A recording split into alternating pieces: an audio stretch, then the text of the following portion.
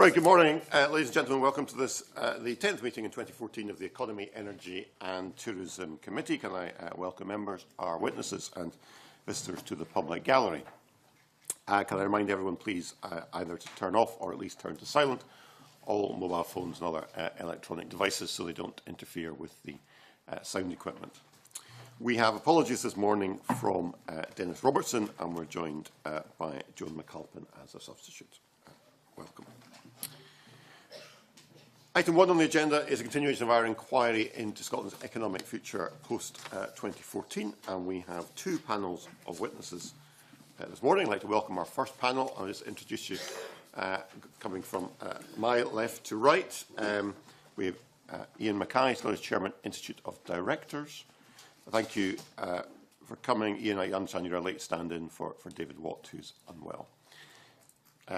We have Colin Borland, Head of External Affairs, Scotland Federation of Small Business, Ian McMillan, Director of CBI Scotland, Owen Kelly, who is Chief Executive, Scottish Financial Enterprise, and Gary Clark, Head of Policy and Public Affairs, Scottish Chambers of Commerce. Now, I think in view of the size of the panel, we've agreed to dispense with opening statements and go straight into questions. I would just say to colleagues, we have a very large panel this morning. We're hoping to allow maybe an hour and 20 minutes or so for this first panel. Clearly, if everybody expects all 5 panel members to answer every question, it's going to take a long time to get through the business. So can I ask committee members to direct their questions to one particular panel member in the first instance, and then if you would like to come in and answer or make a point in response to a question directed to somebody else, if you just catch my eye, I'll bring you in as best I can as time allows. And if we can try and keep the questions short and to the point, and similarly the answers as short and to the point as possible, that would be very helpful in getting through the points in the time that's available to us. I wonder if I could just start by asking you all, as a general opening question, in the view of the members who you all represent, what are the key risks and opportunities that arise from the vote in September on Scotland's future? And maybe I'll just start with Ian Mackay at this end and just work our way along. Like any major change, it offers both, and I think most businesses will actually come to it in that way. They'll be less concerned with the politics of it and more concerned with how it will affect their opportunities. I would actually break a little with the dialogue that has tended to take place on this so far and say that in some ways I think our members are increasingly concerned that whatever the outcome of the vote, we're concerned that what we're seeing from both sides is the prospect of more and more spending and less identification of where the money is to come from, so to spend. We're entering a political phase in this debate where both sides are trying to encourage people to vote for them as opposed to the other side. If you look at the numbers that came out from the Glasgow Centre in terms of fiscal balance and so on, and the leaving aside oil, the onshore, so to speak, deficit, I think our worry is not whether that deficit is going to appear in the black or the red, as tends to be taking up people's time, but rather how we actually spend the extra money that Scotland gets. I was very concerned with the Labour Party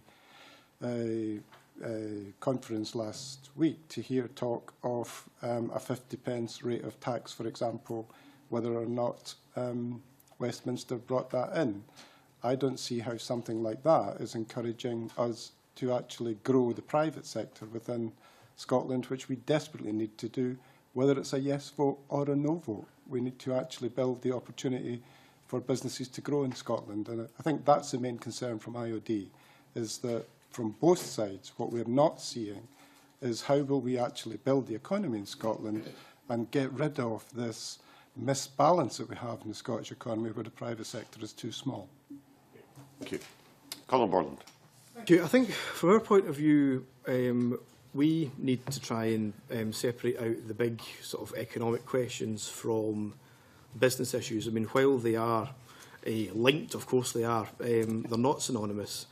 And while the large macroeconomic questions have been the focus of a lot of the debate, the business issues, which our members have been bringing to us, haven't featured particularly prominently.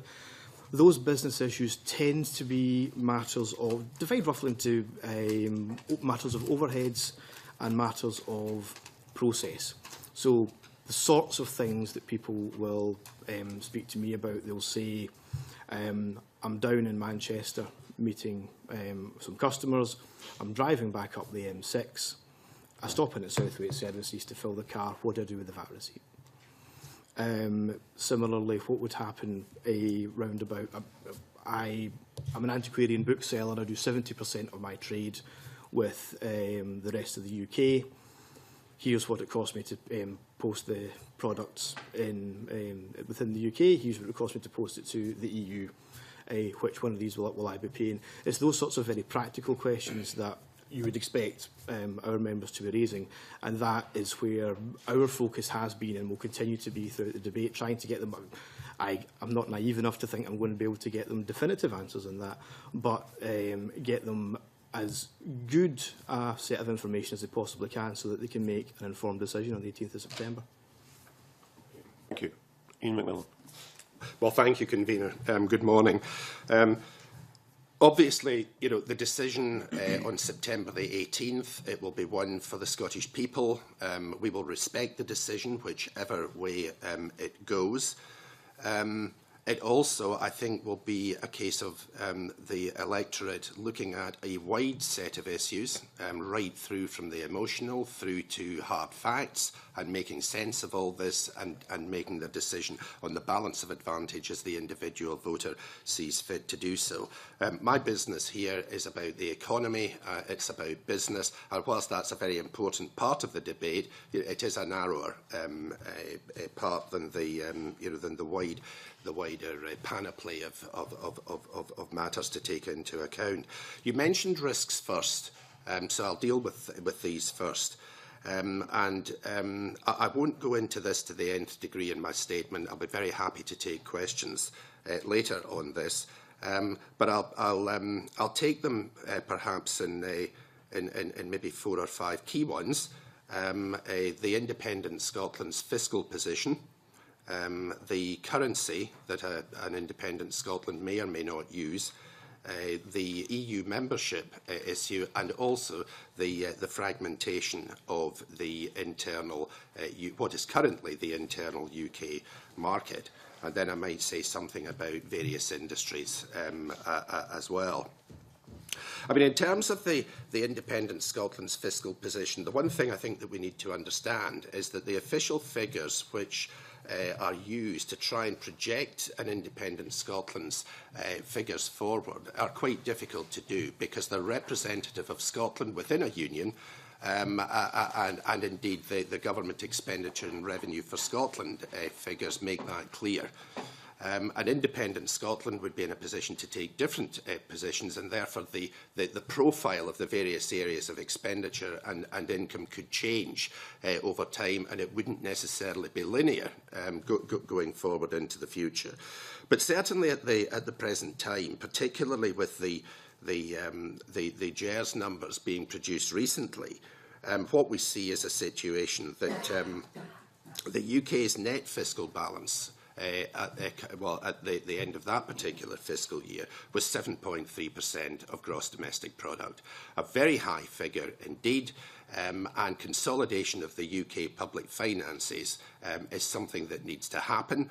It is running behind the original trajectory that had been forecast by the Chancellor of the Exchequer when the UK government took office in 2010, but that consolidation continues to need to happen. The interest in the national debt is horrendous.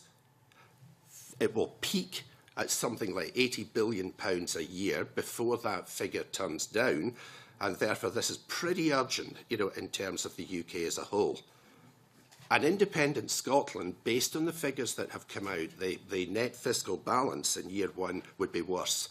It would be 8.3% of GDP, with oil and gas revenues factored in, and 14% with oil and gas revenues factored out. In other words, the onshore economy. So I think that in terms of an independent Scotland, there would be every bit as much need to attack the deficit and deal with fiscal consolidation going forward. And that, of course, would result in many difficult decisions about tax and spend. This would not be a land of milk and honey. It would be extremely difficult, with many painful decisions to be taken. Of course, in the future, that may well change, and one would hope that it would. I'll move on to the currency now. And this is quite a controversial area, as we all know. The Chancellor of the Exchequer, the Chief Secretary to the Treasury of different political parties, and the Shadow Chancellor of the Labour Party have made it, I would consider, crystal clear that an independent Scotland will not be permitted to enter into a currency union with what's left of the United Kingdom. Now, of course, it is controversial. It's been in the newspapers over the past few days, and I'm sure that debate will continue. But I think the reality is that if Scotland votes to leave the United Kingdom, and as I say, that's a vote that in the CBI we will respect, by virtue of that vote, we will leave the pound sterling. I don't see any way that an independent Scotland can force its way into a currency union with the rest of the UK. I just don't see how that can happen. And therefore, I think we need to hear what would happen if such a scenario comes to pass. Would Scotland then adopt its own currency? Would it use the pound sterling in a dollarisation situation? And I think we've probably all read about Panama and the United States. So there are risks around the currency. EU membership, again, a highly controversial area. And the Scottish Government, in writing its white paper, I think did very well in getting some supporting evidence from academics and very senior lawyers to support their position that an independent Scotland would remain in the EU, but subject to negotiation of the terms. So, even if Scotland were to remain a part of the UK as it is now, by virtue of our being part of the United Kingdom, some of the derogations and exemptions that we enjoy, that were negotiated before entry on the 1st of January 1973, may have to go. My understanding is, for example, that the UK is the only state in the Union that enjoys VAT-free new buildings, food in our shops, and children's clothing. That may have to be negotiated away, and could well be done, because I don't think that any of the other member states, other than the rest of the UK, enjoy these exemptions. And of course, Scotland's terms of remaining in or entry to the European Union would be subject to unanimous agreement of the other member states who don't enjoy these privileges. Same for the rebate that the UK won many years ago. It still retains. That could be negotiated away as well. So there are a lot of uncertainties around that. Now, even if the Scottish Government has all this support, the difficulty, as I see it, is that the President of the European Council and the President of the European Commission have both made it clear that if Scotland votes to leave the United Kingdom, then it puts itself outside the treaties, i.e. outside the European Union, because we enjoy membership by virtue of the UK being a member. So outside of the UK means outside of Europe. Even if that is not the case, and it may not be the case, the reality is that these two institutions will control the process.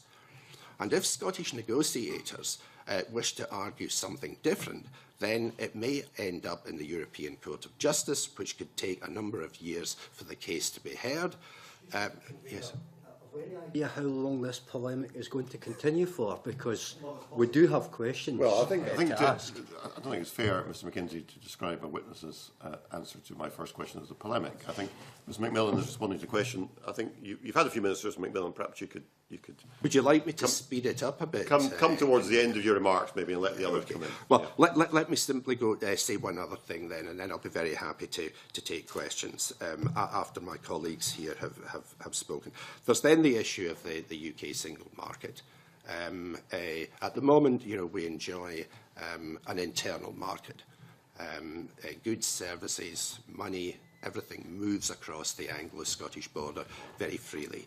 Our concern and the risk is that that would create an international border and that over time the costs of doing business would become greater because as regulation, legislation and things like tax fragment, then two jurisdictions have to be paid for and have to be complied with. So there's a risk around that. On the benefits of independence, I think that we hear and have taken into account that an independent Scotland would be able to take its own decisions, that the independent Scotland would be able to take decisions that were more suiting to the business and economic needs of the independent country. I think that some of the areas of what a government might do, we've read these, things like childcare, for example, are very good. But I think there would be a real issue of affordability about some of these areas in terms of the public finances. And it comes down: are we better in a partnership with others, or are we better as sole traders? Thank you very much, Owen Kelly. Yes, thanks, convener. I'll be as brief as I can, and addressing your question directly. I think the risks seen from the point of view of the financial services industry principally stem from the way the political process has been constructed. It is clear, as it has been ever since the referendum process was announced, that most of the key issues that would concern our industry and others can't really be, we can't really have secure knowledge of how they would play out until after the vote has taken place. The principal ones, many have been touched on already, but for our industry would be European Union membership. What terms would that membership be based on? Currency, as Ian has already said, a major area of uncertainty, and again, we won't know what currency arrangements there would be in an independent Scotland until after a yes vote, and then the beginning of a decision-making process, I guess, since at the moment we're not in a position to know what that decision would be. The single market for financial services that runs at the moment across the whole UK, you can sell the same pension to people in Penzance as you can to people in Aberdeen. We think it's probably an inescapable consequence of becoming a separate member state within the EU that the market for financial services effectively becomes two. That's because you would have to have, I think, a separate taxation system in a Scotland that was no longer part of the United Kingdom, and you would have to have separate financial regulation, and I don't think either of those things are in contention.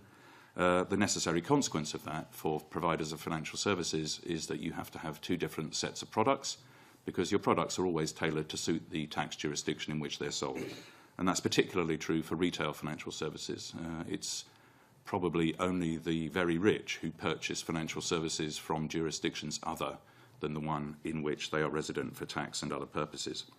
And the fifth on our list would be transition. It's very difficult at this stage to know how long the transition would be between a yes vote and a steady state, but there are different views, and I'm well aware, of course, of the Scottish Government's proposition that it would only take 18 months.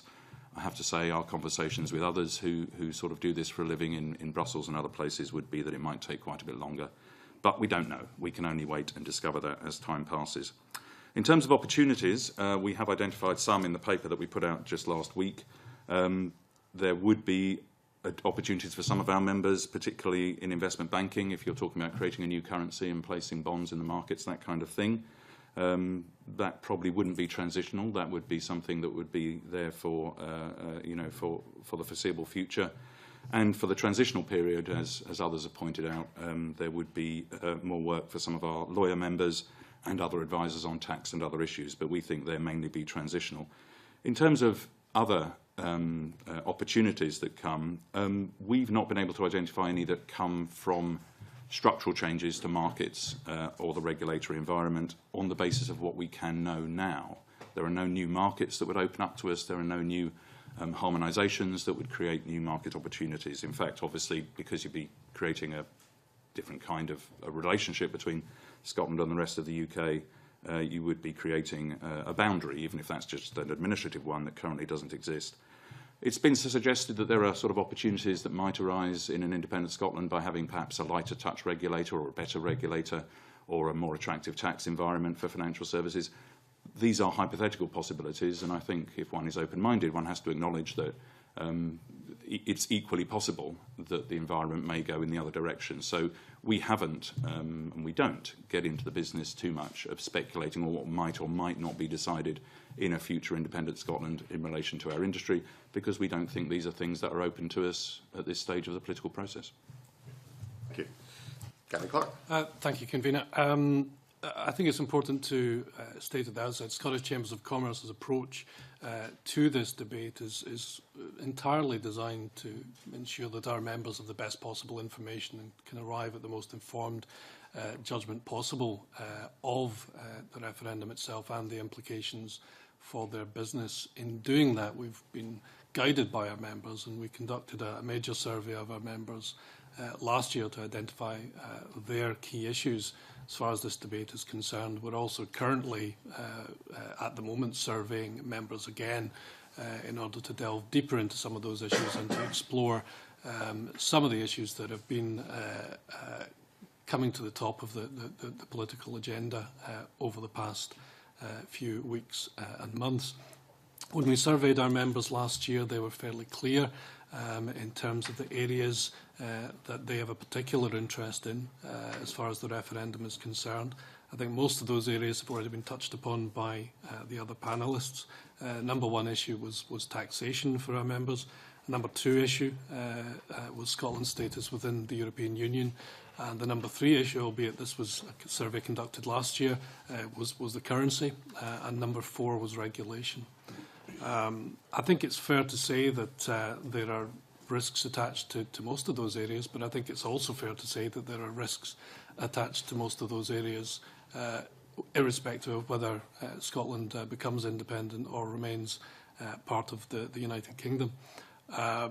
Taxation, for example, obviously our members are very keen to learn about taxation prospects within an independent Scotland.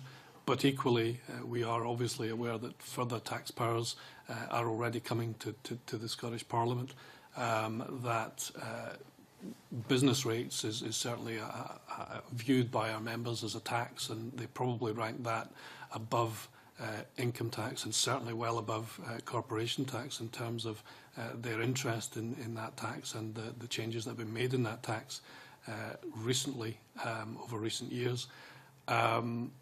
So it's very much something that we view as possibly a risk, possibly an opportunity to address each of those taxation issues, irrespective of whether Scotland becomes independent or not. Clearly, in an independence scenario, there would be a larger basket of taxes to look at. Scotland's position within the EU, the vast majority of our members in surveys that we have conducted favour Scotland remaining a member of the EU. I think that would be true whether Scotland became independent or whether Scotland remained part of the UK. But again, there are risks on either side. Clearly, as Owen has already mentioned, there are risks in terms of the negotiation process in the event of Scotland becoming independent and negotiating continued membership of the European Union. Equally, we potentially face the prospect of a UK-wide referendum on EU membership, potentially after the next general election, dependent upon the outcome of that election. So those areas would present risks for our members. Currency is probably more clearly an area where most of the risks are on the side of independence.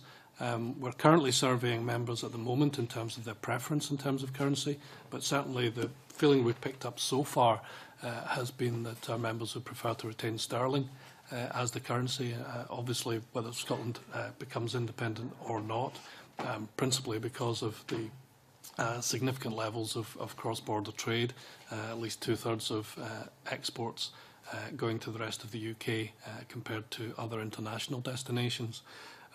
So those are the major areas. Regulation as well. Again, some of that is European, some of that is UK, some of that is Scottish, some of that is local government. It comes from many sources, many of which are already within the control of either the Scottish Government or local authorities in Scotland. And again, clarity about how we use this opportunity created by the debate on independence to ensure that Scotland has a prosperous business future. And as Colin mentioned earlier on, I think underpinning all of this and the issues specifically surrounding the referendum, there are issues which our members have continually flagged up as major areas over the course of the past few years. Issues like connectivity, issues like education and skills, which will remain a focus for us in terms of improving the business environment in Scotland, irrespective of the outcome of the general election, of the referendum rather, and we will continue to campaign on those issues on behalf of our members. Okay, thank you all very much for that introduction. I'm conscious it's taken us the best part of half an hour to get through the first question, so we'll need to sharpen up a bit, I think, if we're going to get through the rest in the time that's available. I'm not going to ask any more questions at this stage. I might come back in later as time allows. I'll hand over to Chick Brodie. Good morning, gentlemen. I wonder if I may ask Ms Macmillan a question first. In 1996, in response to devolution, you said the creation of another parliament with its attendant costs and bureaucracy would carry more risks for business than benefits. 2 years ago, in a submission to this committee, if I go through the 3 pages, it says the CBI supports, we endorse, we are appreciative, we welcome. You were wrong then, weren't you, Mr Macmillan? Party didn't participate in the Scottish Constitutional Convention. I asked the question, well, and you're yet, wrong and yet on your you did. views. So, you know, that was Mr. then. McMillan, I'm asking a question. That was then. This is now. Things change. So were you wrong? We changed our view. Were you wrong? We changed our view. Mr. Brodie, please not badger the witness. Let the witness answer the question. Fine. Mr. Brodie. I wonder if I then may ask Mr Kelly, in 1997, if I can just get the quote correctly, the Executive Director, Professor Grant Baird, said, "Our objective is to encourage a critical mass of financial investment in Scotland.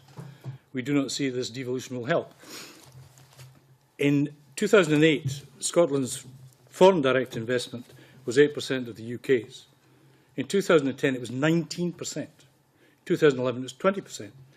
In 2012, it was 18%. Do you believe that devolution has followed the view of Professor Grant Baird? I think you're comparing apples and pears. I mean, most of the issues affecting our industry are reserved to Westminster. He was the one that commented on devolution. It's a completely different proposition. I wonder if I may ask, then go to Mr Mackay. You mentioned trade deficit, and we'll come to fiscal deficit in a minute, but talking about trade deficit. In the last year report of 2012, Scotland's trade deficit, not including international exports of oil and gas, was in surplus to the tune of £6 billion. The UK was in deficit to the tune of £33.6 billion, worse if you take away the Scottish surplus. Do you not think that Scotland's a very robust economy in terms of how it trades and the strength of its businesses? I think one can always take great comfort from choosing to read the numbers which one chooses to read. I think probably a better balanced view is to actually read the numbers which are more uncomfortable to read. The numbers that I was quoting from was from the Centre for the Regions in Glasgow, where they were talking about Scotland's contribution, the onshore deficit, as they put it, you know, taking oil and so on out. They were talking about our contribution there being some 8.2% against our population of 8.4, while we receive back, through Barnett, some 9.3%. Fiscal deficit. Like I say, it's much easier in life if you can only actually ask all the questions that you wish and listen to the answers that you wish to have. A minute. Just, why don't if we you wouldn't try mind asking me the question, answer the question on trade deficit. Why don't we try that as an idea so that I can actually give you the answer that I'd like to give you, as opposed to you just asking the questions that you'd like to have. That's why I'm here. You asked us here in the first place. The other thing I think that one has to do there is that you have to actually look at how that economy is going to perform. You made the point, and you said in your question, that you believe the Scottish economy would be robust. I believe that those of us who participate in the Scottish economy are indeed robust in what we do. I don't think that the overall economy is robust, however.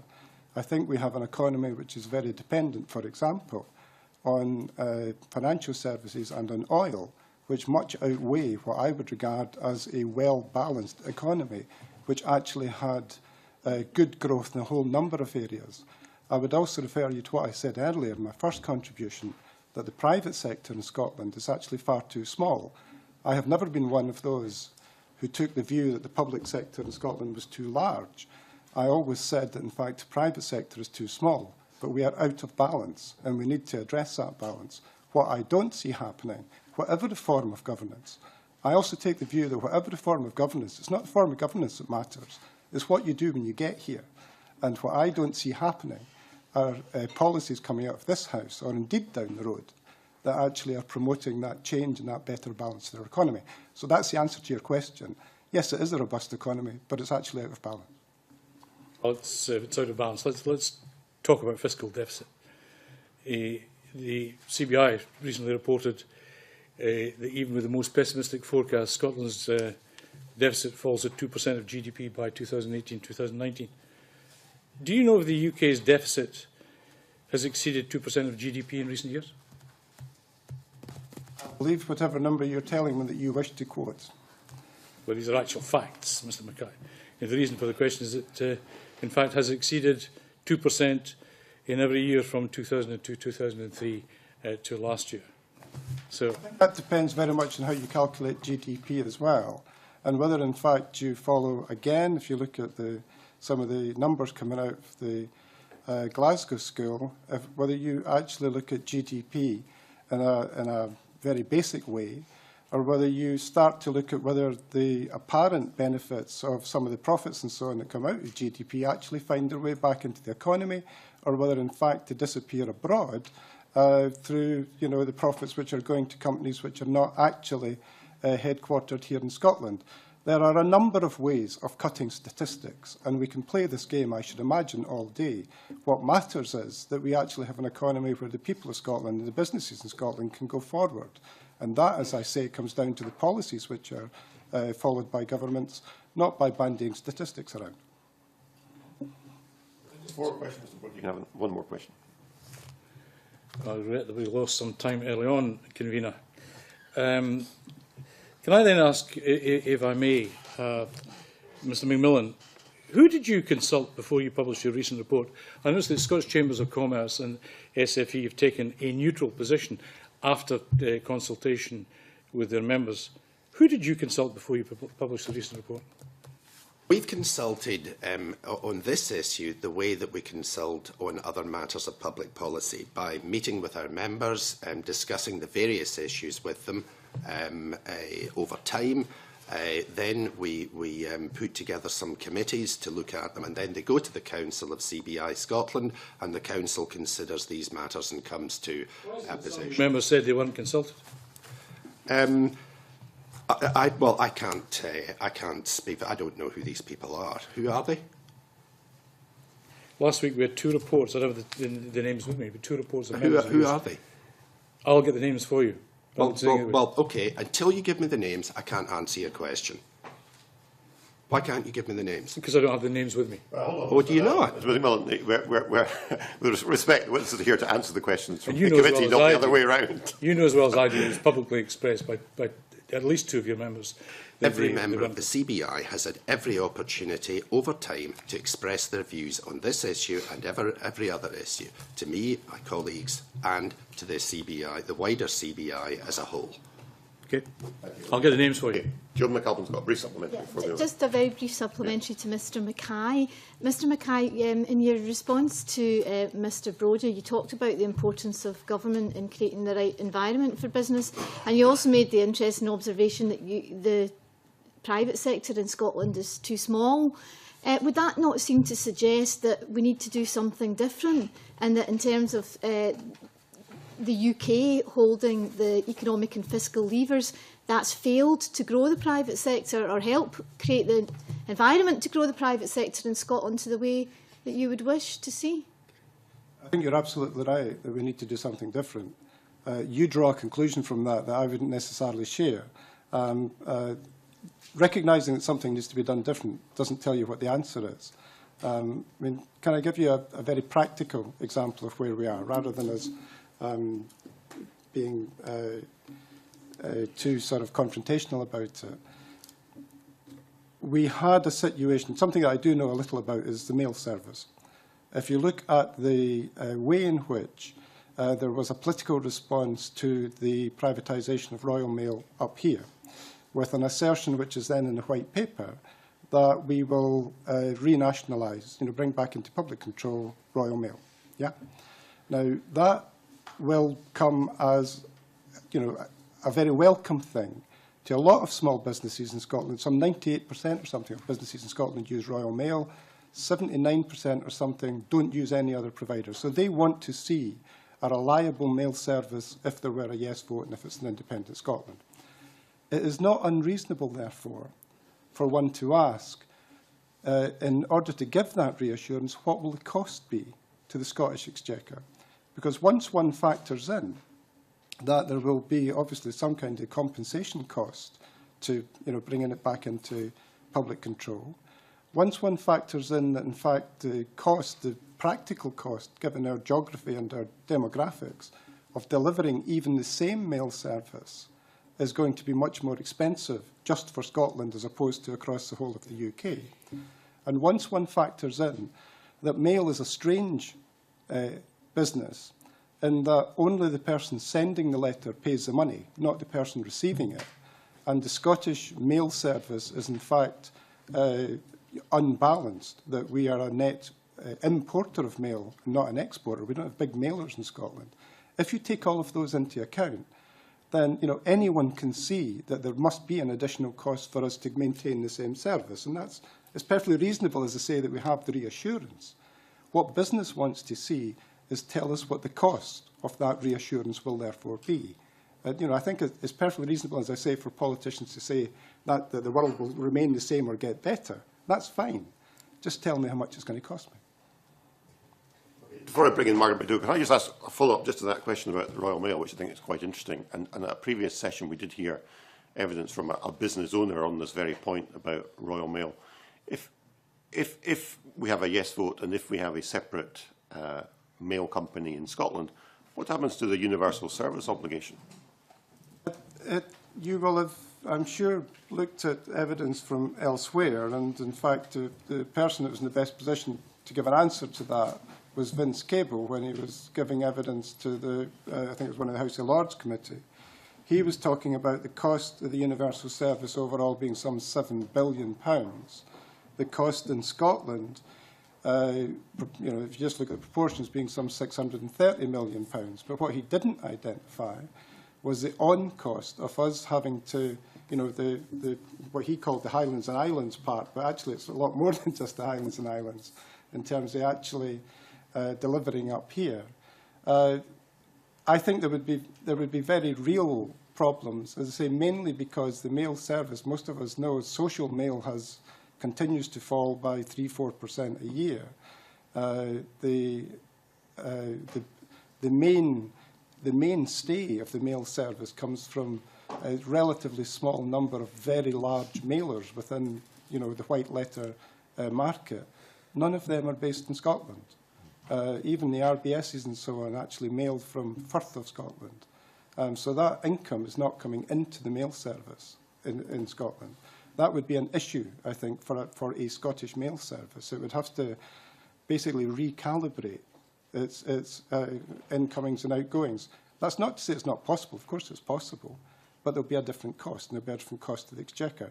I think what business would like to know here, and as I say, I'm using it as a practical example, there will be many others, where all we really want to know is tell us the costs, tell us what that will actually mean. We might actually accept it once you tell us it, but it would be good to know what it was. Right, Margaret McDougall. Thank you, Convener, and good morning, panel. In the event of independence, I know it's unlikely, but, you know, we'll go with the dream. If EU law results in banking activities like RBS or Lloyds being forced to move to England and operate from the rest of the UK, what impact would this have on businesses in Scotland? And I direct that to Owen Kelly initially. Yes, I mean, there's been a lot of speculation about the impact of a yes vote on the location of bank HQs. And I think you're referring to a report that came out that there was something in EU law which kind of, you know, would require them to move to where most of their customers are located. I'm not. Well, I think that's an interpretation of that provision. It's probably possible to look at other parts of Europe where you do have, you know, that it looks as if from a quick look, for example, in between Belgium and Luxembourg and Holland, there are sort of, you know, some variations on that theme. Having said that, I think it is unquestionably the case, as has been pointed out in a number of settings, in particular in relation to the currency, that if you and this is perhaps a larger factor in this question that's around and about where you would locate your banking headquarters in a situation where the current jurisdiction that is the UK became two jurisdictions.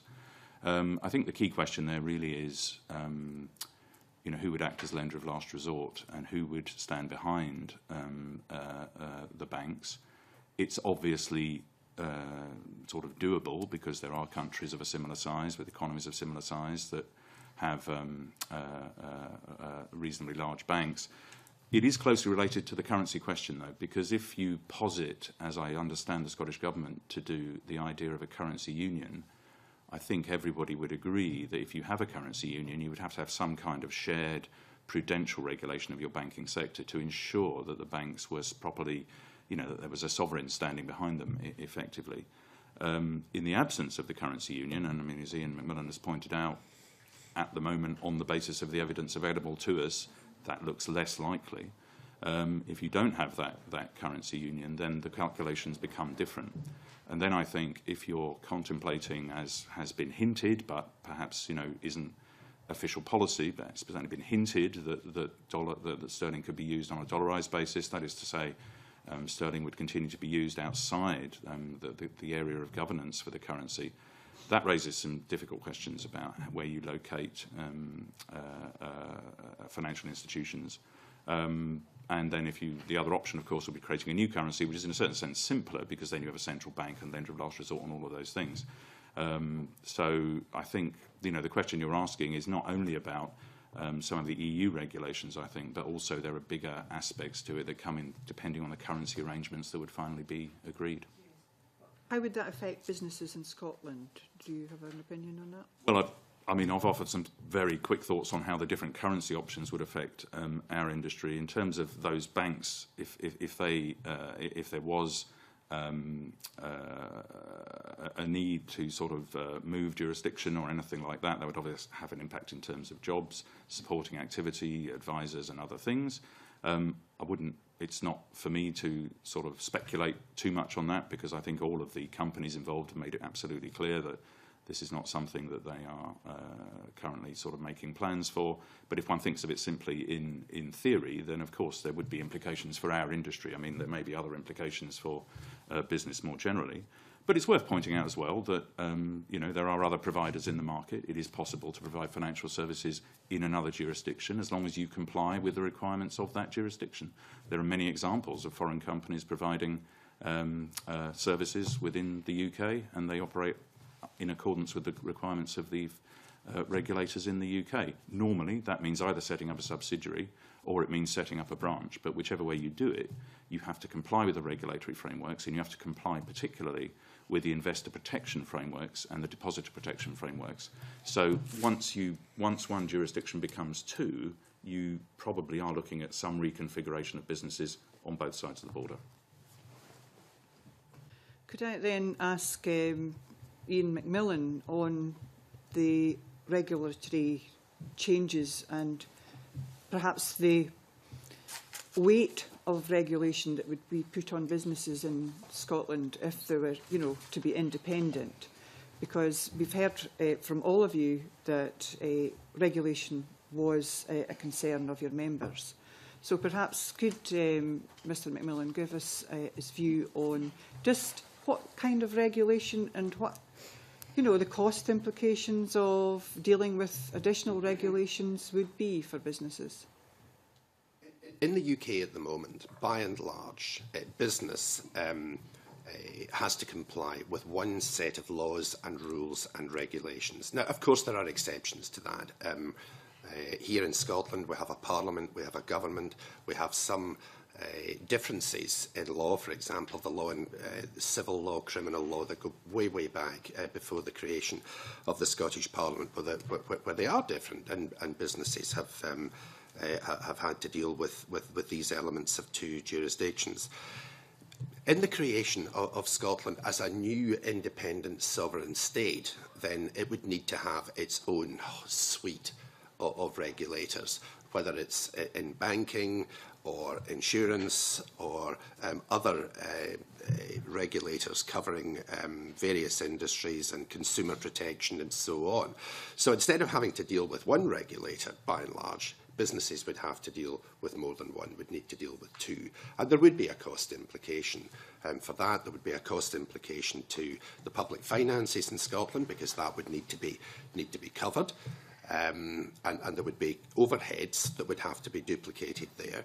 And then businesses operating on both sides of the border would need to comply, not only with two regulators, but over time, in all probability, most of the laws and rules that businesses have to comply with would change, and they would change because Parliament responds to public opinion and the moving agenda, and legislation is brought in, you know, to deal with public concern and the need for various political issues to be addressed, and that would probably happen over time, and there would be a cost attached to that.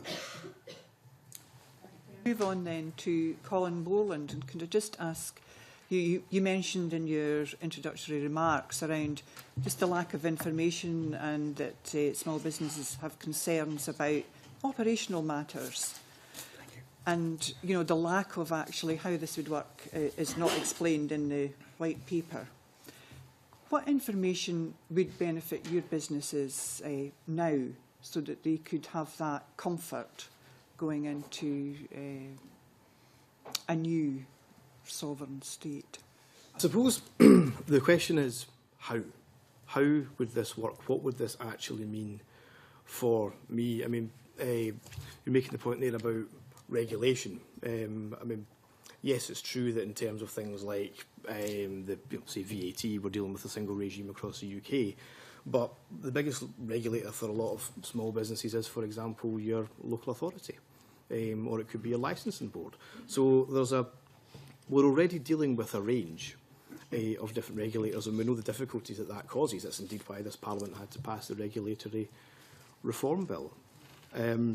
But I think where it's going to be, what the sort of people who I think are asking the most questions, and where I think the issue is going to arise, is the sort of the 22% of our members who do their business sort of pan-UK, because for them they haven't had as yet different regimes to deal with. Now that can cover a massive range of issues, some that I've thought about and some have been raised with me. I mentioned, you know, the quick VAT example, or indeed the one about Royal Mail.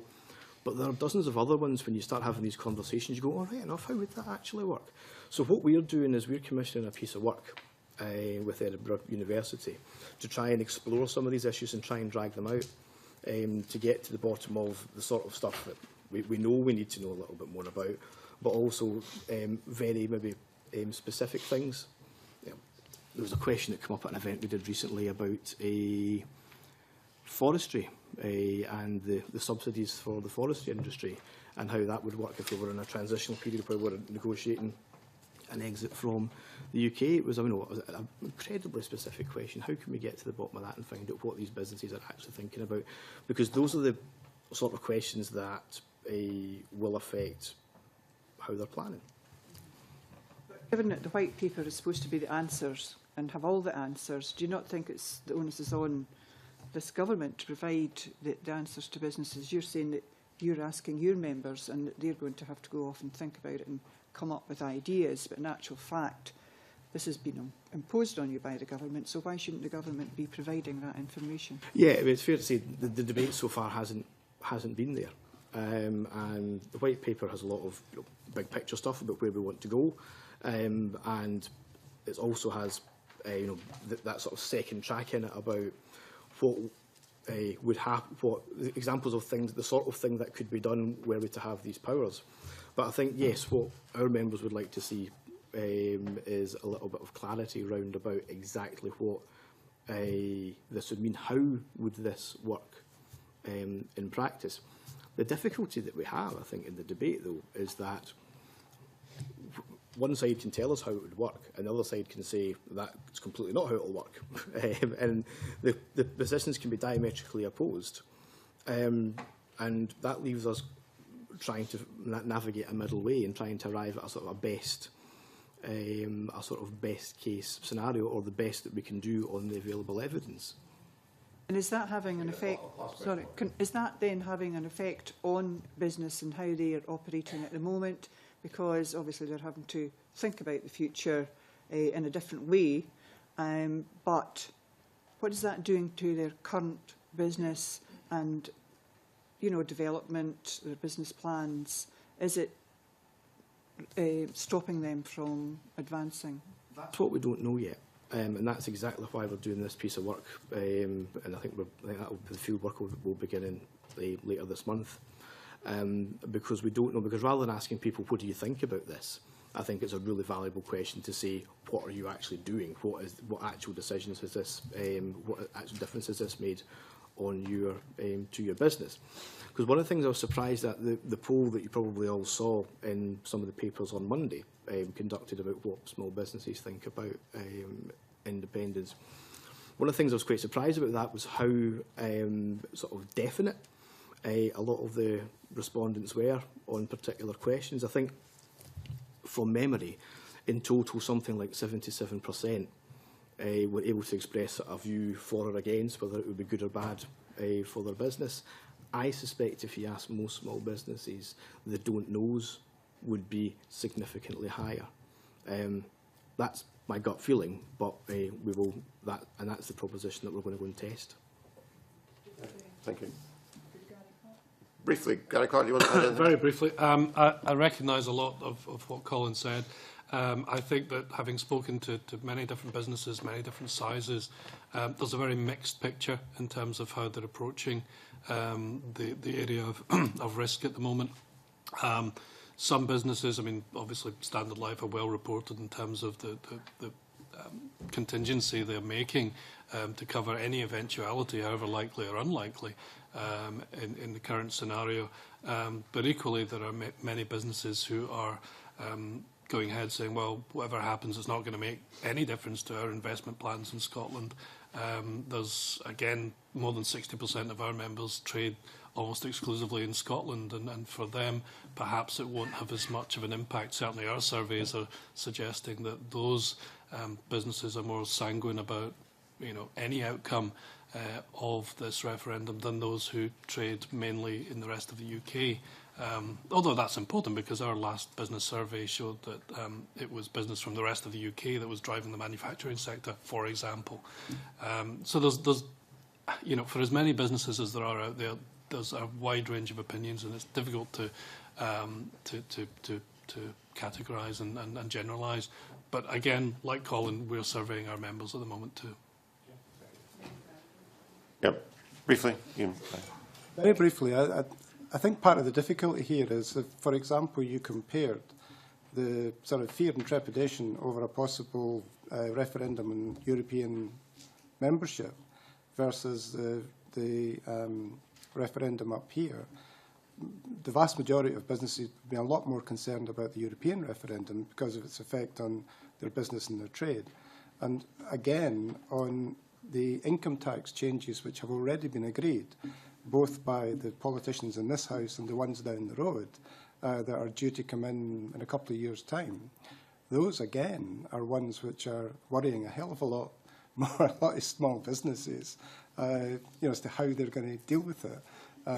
So, there's always a worry on these things. I think the main thing is quantifying that worry and, us all working together to try and get over it, whatever the outcome actually happens to be. Okay, thank you. Right, we need to move on. Alison Johnson. Thank you, Convener. My colleague was asking earlier about impacts of regulation and costs and so on. Now, the World Bank currently ranks the UK 10th out of 189 countries on the ease of doing business here. The OECD currently ranks the UK as the second least stringently regulated product market in the developed world. So I think it's fair to say that we're certainly not over-regulated. But I'd like to ask Colin Borland. Obviously, we tend to lump small and medium enterprises together, and they can be, incredibly different and diverse. Do you see any benefits, given the number of people? We're seeing an increase in self-employment, no doubt due in some part to the fact that people cannot find jobs, or those that they can find are less secure than they may have been in the past. Would you see a benefit in having a micro-regulator, a regulator who looked specifically at the needs of the micro business, a sort of one-stop shop that provided information on, on starting up and other issues? In an ideal world, I would love to see all regulators starting out from the point of view of the micro business, rather than starting out from the point of view of the large public PLC or a public sector, and then trying to change it a little bit to make it easier for smaller businesses to comply. But one of the things that we've argued for in a UK context is being a small business administration like you get in the United States. And that has many functions, but one of them is to be small businesses' corner man in those sort of government discussions. So that whenever something has been put through, you have this body which is acting as a check and saying, well, can you think about how this is going to operate? We also, as you can imagine, have all sorts of fun and games arguing this case in Brussels and encouraging people to sort of think small first. So, yes, the more that we can get people when regulations are being designed to think about how they would impact on this, the smallest businesses who, after all, form the vast, vast majority of the business base, and that's got to be a good thing. Whether or not there's a constitutional dimension to that or not, I would leave that up to you to decide. Okay. But you're finding it a challenge to have that addressed at a UK level at the moment? I think it's always a challenge, but it's a challenge at a local authority level as well. It's a challenge in here. It's a challenge at Brussels. I think it's the nature of how we make laws. It's the nature of legislation. It's the nature of how those bureaucracies operate. Going on to other challenges that a lot of businesses face at the moment is the challenge of accessing finance.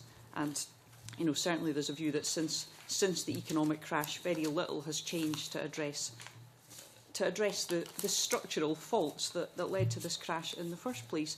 Would you like to see, perhaps an opportunity in an independent Scotland to reform the way we bank, to have small banks that are really very interested in getting to know local businesses and to lend to them? I mean, certainly, when the economic crash happened, the German small banks, they lended, more money was available to small businesses, whereas here, the drawbridge went up and it became increasingly difficult for businesses to trade. Would you like to see, an independent Scotland have a look at reviewing the banking sector? I think, independent or not, I think we have to look at the banking sector. We need to look at the consolidation that exists in the market at the moment. Indeed, this committee's excellent report on that subject highlighted just the fact, how difficult people are finding it. It is a particular problem in Scotland. We don't have a big four, we have a big two. So there's obviously scope for a broader range of finance products. That doesn't just mean walking down George Street in Edinburgh and seeing lots more different coloured signs. It means genuine competition in terms of the products that are available. Now, whether or not that would be easier or more difficult to do in an independent Scotland, I'm not qualified to comment on. I would leave that up to colleagues in the financial industry and the banking industry to see whether they think that or not that would be possible. But in terms of the principle, anything that gets the finance that ambitious businesses which are ready to grow gets that finance to them on terms that are realistic and at a cost they can afford, it's got to be a good thing. Thank you. I'd like to address my next question to Mr Macmillan, if I may. My colleague, Mr Brodie, asked who you had consulted with before reaching the views in your submission. And I'd just like to be clear on, and you said you'd had various meetings with various groups and so on. I'd just like to be clear about who you represent today, because obviously in your list of members there are universities listed, there are several quangos. So is the view in your paper, is that the view of those universities and of those quangos? The view that we represent in the paper is the broad collective view of the CBI. We do not claim that the views in this paper are identical to the individual views of every business or every organisation that is in the CBI. That is our collective view as determined by the Council of CBI Scotland, which in the main is elected by the members. Okay, thank you. Before we leave this point, Mr Brodie's got a supplementary on it. Can I say to Ian Macmillan, my robust questioning is nothing personal, but I do feel I owe you an answer to your question.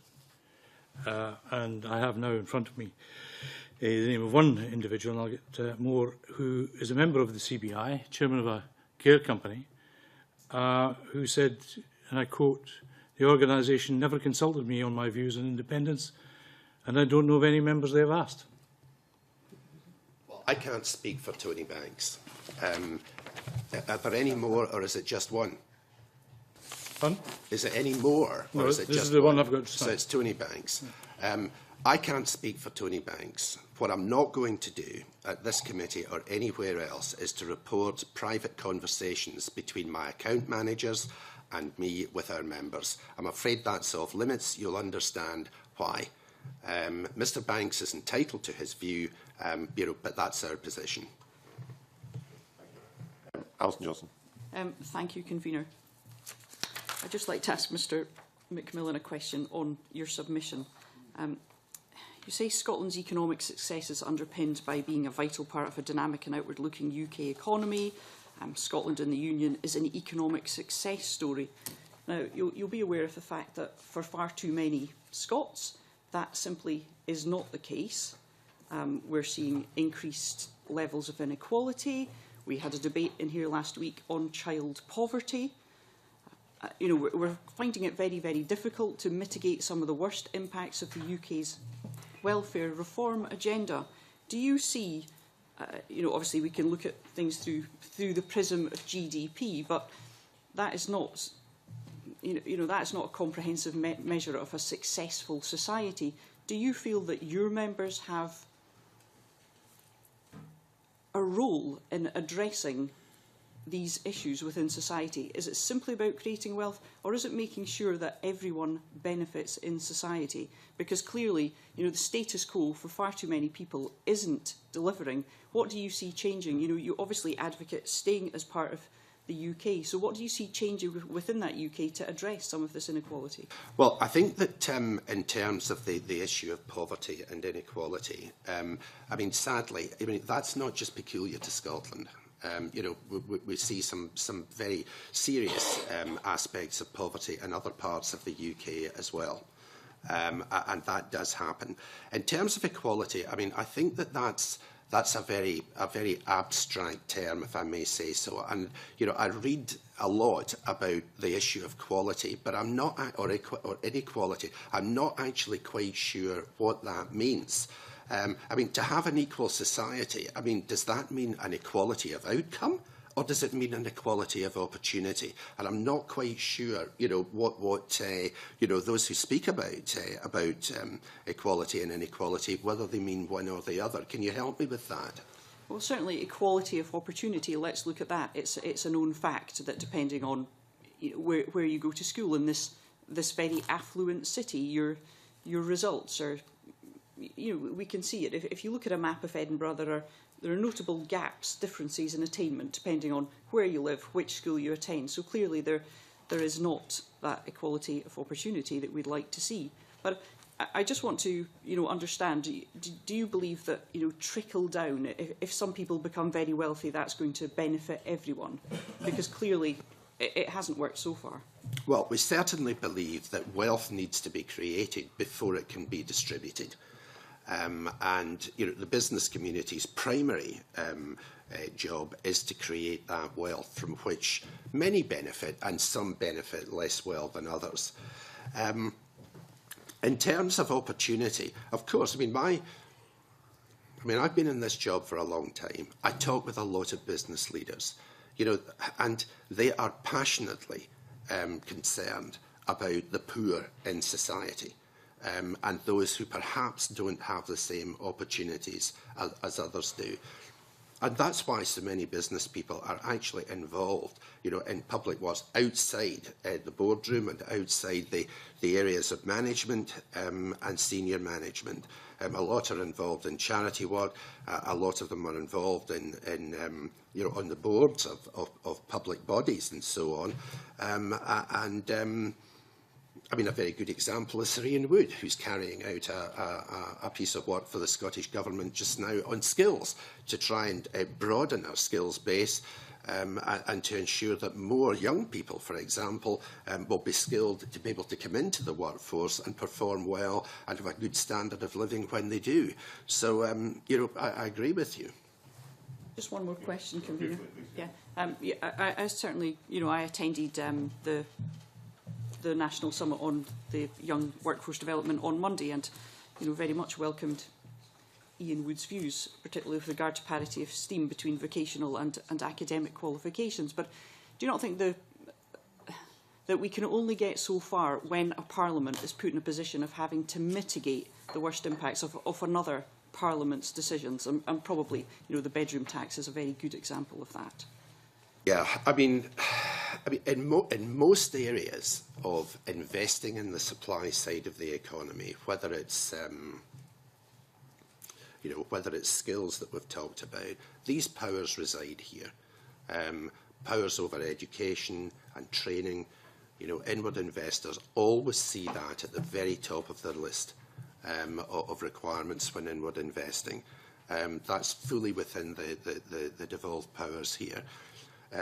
Development of transport infrastructure, very important as well. Our contribution to the environment devolved here too. So there is a lot that can be done. But, you know, in politics, there is a swing from the left to the right. I've seen this all my life. You could have an independent Scotland and the right to the left pendulum will swing just the same. Because you have a separate and sovereign parliament up here will not necessarily solve these problems any better or any worse than what we see in the UK Parliament or elsewhere. Thank you, Convener. Okay. Mark Biaggi. Thank you, Convener. I've got a question for Owen Kelly. Last week there was a letter written by a series of figures from the financial services industry, George Matheson, Angus Tulloch, Jim Spowart, others, setting out their view that an independent Scotland could lead to an improvement in jobs and investment, including in financial services. Now, when you were talking earlier, you were at great pains to say you were neutral on the structure, but you did say that that might be a direction an independent Scotland could go if it was so minded. Now, I don't know if you know these people personally or professionally. Maybe you could let us know about that. But do you accept that this is a route that an independent Scotland could take? That is a possibility that you accept, even if it's not necessarily one that you expect. The possibility of a sort of better regulated, lower tax sort of environment that might attract more financial services is that what, I mean, that's the sort of, I mean, I'm making an assumption. I mean, some of those individuals I do know and have met. One of them is in our membership. I think the difference in the way they approach these issues between them and sort of us as an organisation is that they, you know, clearly have a view that independence is the right thing, and therefore, you know, that's the position they're coming from. We're trying to come from a position where we're saying we don't have a view on whether independence is the right or the wrong thing. We're just trying to understand the implications for our industry. It is, of course, possible to imagine that there would be a new jurisdiction of Scotland in which you could theoretically have better regulation, you know, theoretically better taxation. It's entirely a matter of political judgment and belief about whether you think that is likely or not. What I think is not in dispute, though, is that where you have jurisdictional boundaries in financial services, you do to some extent create the structure of the market. That's really in the nature of the provision of financial services, because we're one of the most regulated industries in the economy. People who purchase financial services rightly expect protection from regulatory and other frameworks, and the products and services you sell in financial services are to a large extent determined by the tax environment of the person you're selling them to. So at the moment, you know, I hope it's not controversial to observe that we have, you know, the whole UK as a market that is built around one regulatory and tax framework. Therefore, whether I'm providing pensions or savings products or anything else, I have that market. If Scotland becomes a separate jurisdiction for tax and regulatory purposes, obviously it becomes a different kind of market, and, you know, it probably isn't unreasonable, you know, to look across the water at Ireland, just for a rough idea. I mean, I appreciate there's a currency complication there, but, you know, roughly speaking, you could look at Ireland and say, if I'm a provider of services from Scotland now, I currently do indeed, in many cases, serve customers in Ireland, but I have to do it on the basis that I comply with Irish tax and Irish regulation, and, you know, therefore the cost, you know, the cost of me providing those services is slightly different to providing them to people within my own jurisdiction. So, sorry, it's a long-winded answer. I just asked Ben, presumably to take this argument to its logical conclusion, there would be an advantage to a single European market in financial services. Indeed, and we're big supporters of that. Now, it hasn't happened, and it's actually one of the, you know, things, I suppose, you know, it hasn't happened. I think the Commission in the coming year are going to be doing some work, because there's this downtime with the election and so on. They are going to be trying to reinvigorate the single market. But it is a matter of simple fact that very few people, I mean, I don't know, I don't want to take a poll or anything, but I suspect there's very few people who would buy financial services, either of a sort of, as I say, savings-related or investment-related, from a jurisdiction in which, you know, they would only buy from a provider regulated in their own jurisdiction. So there are some products, like investment funds, which are indeed sold across borders reasonably freely, but the sort of point of sale, if you like, to the investor or the saver is regulated within that jurisdiction. So, you know, I don't think, you know, it is true that most French people, for example, do not buy their pensions from Germany. They buy them from companies operating within their jurisdiction. And that's entirely, you know, understandable, because we're a heavily regulated industry and people want protection. To change the topic entirely then and ask a question to Gary Clark and Colin Borland. Vince Cable described, he said London, quote, is becoming a giant suction machine draining the life out of the rest of the country.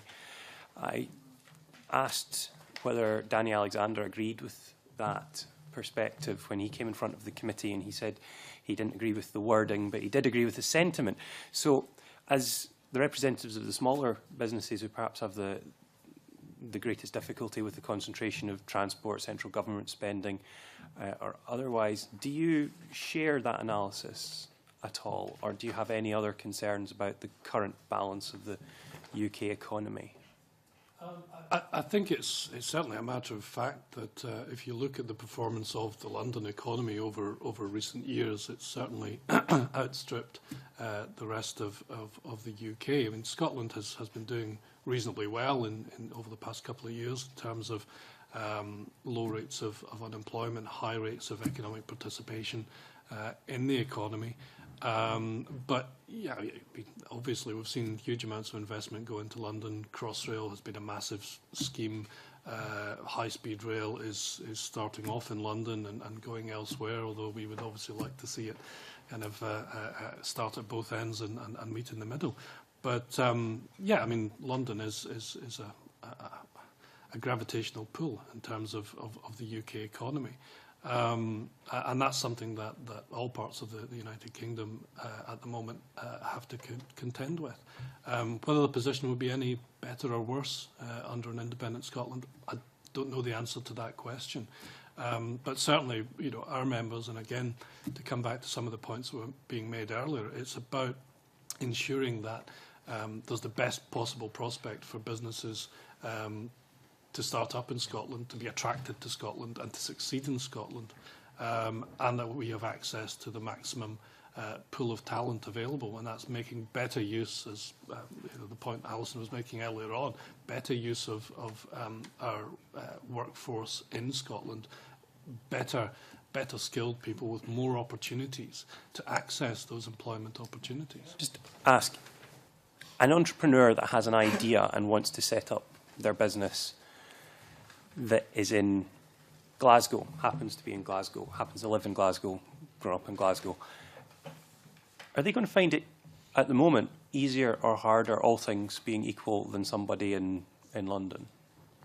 Well, everything's relative. I mean, we put in our submission in conjunction with colleagues at Aberdeen and Grampian Chamber of Commerce. I mean, the northeast of Scotland is almost like London. If you look at it in a micro perspective, a very, very prosperous part of the economy, and that carries with it opportunities, and it also carries with it complications in terms of the cost and availability of housing, etc. So even looking within Scotland, I mean, it's difficult to generalise. It would depend upon what kind of business you were setting up, where your markets were, where your suppliers are, where your customers are. All of that has to be taken into account. But there are challenges wherever you set up in business. And I think whatever the outcome of this referendum, what we want to see is Scotland becoming a better place to do business and more competitive with the likes of London and indeed geographic locations all over the world. Borland, is London a drain on the rest of the economy? Yeah, I think Gary's point is very well made about Scotland being a very big, diverse place, and there are pockets of, you know, where things are booming and doing great, in areas of, you know, extreme deprivation. Unfortunately, I don't have the figures in front of me for London specifically, but what I do know is that if you look at our quarterly confidence index, Scotland is now tracking at almost exactly the same as the UK average. So, taken overall, we don't seem to be doing markedly worse than the rest of the UK. In fact, in some indications, we are very marginally ahead. But what strikes you when you read that is how few, at the moment, sort of regional or Scotland versus the rest of UK variations there are. If it would be helpful, I could get you the breakdown for the whole UK by region, including London, which would then which might give you some more insight on that. Final question. The FSB has been very keen to get access to Scottish public procurement in recent years. It's been a key topic of debate. Can you tell me, do you think you have adequate access to UK government procurement?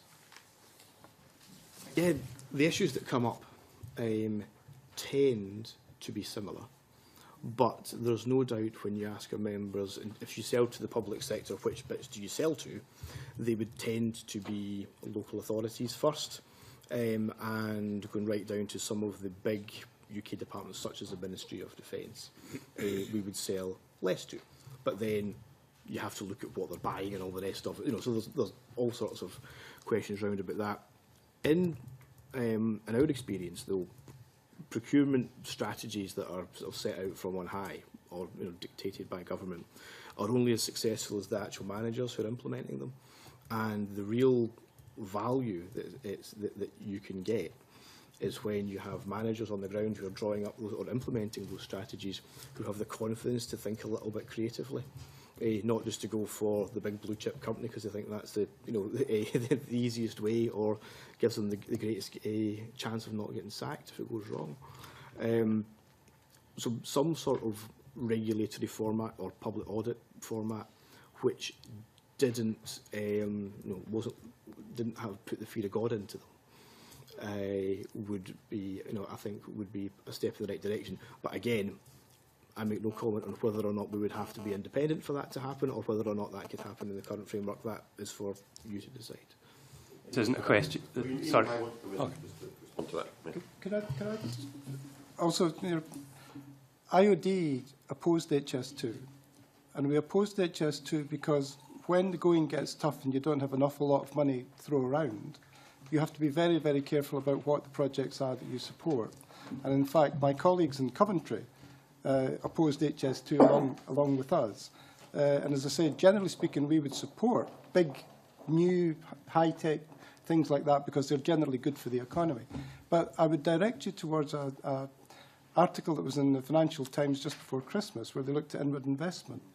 And one of the things that they said was, while London continues to take absolutely the lion's share, the ones who have managed to hold their head up are Scotland, Wales and Northern Ireland because of the doings of yourselves and the fact that we've got a Scottish Government, Welsh Government, Northern Irish Government.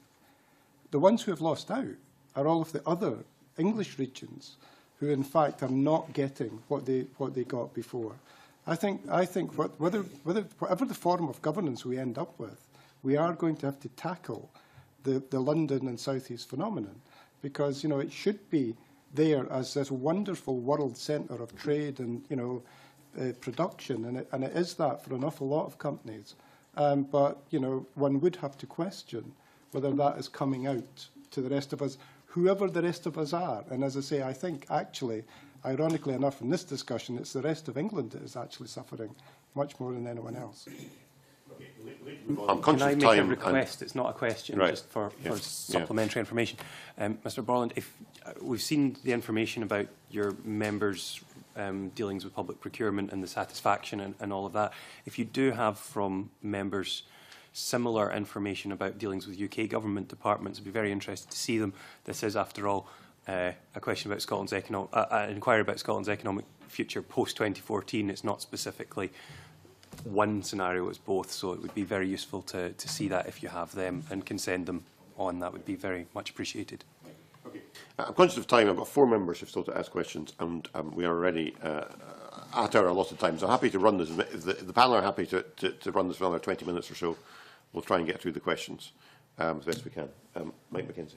Thank you, Convener. And this question is for Mr Macmillan. Would it be fair to say that in the event of a no vote in September, that you don't support more powers for this Parliament? Our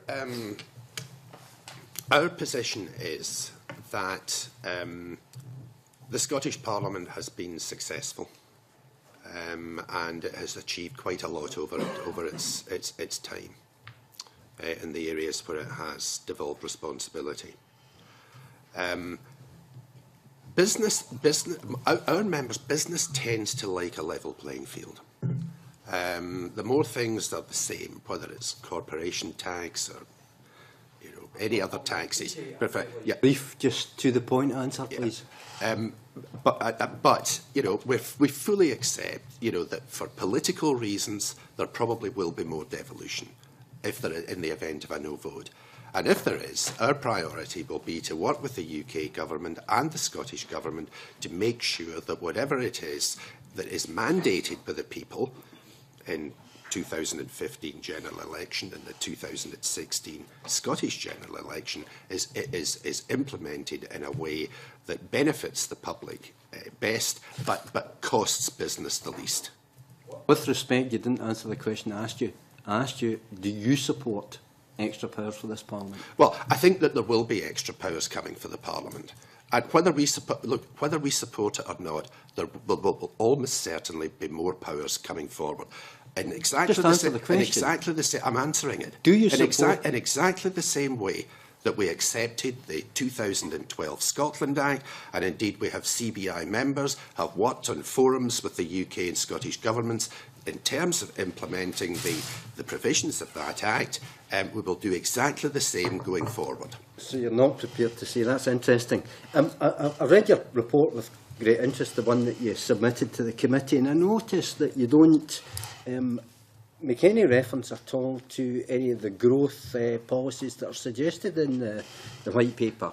cutting air passenger duty, a competitive tax regime, immigration policy, enhanced childcare. You don't mention any of these areas. Why don't you mention them, and what is your view on those policies? Well, you mentioned, I think, first air passenger duty.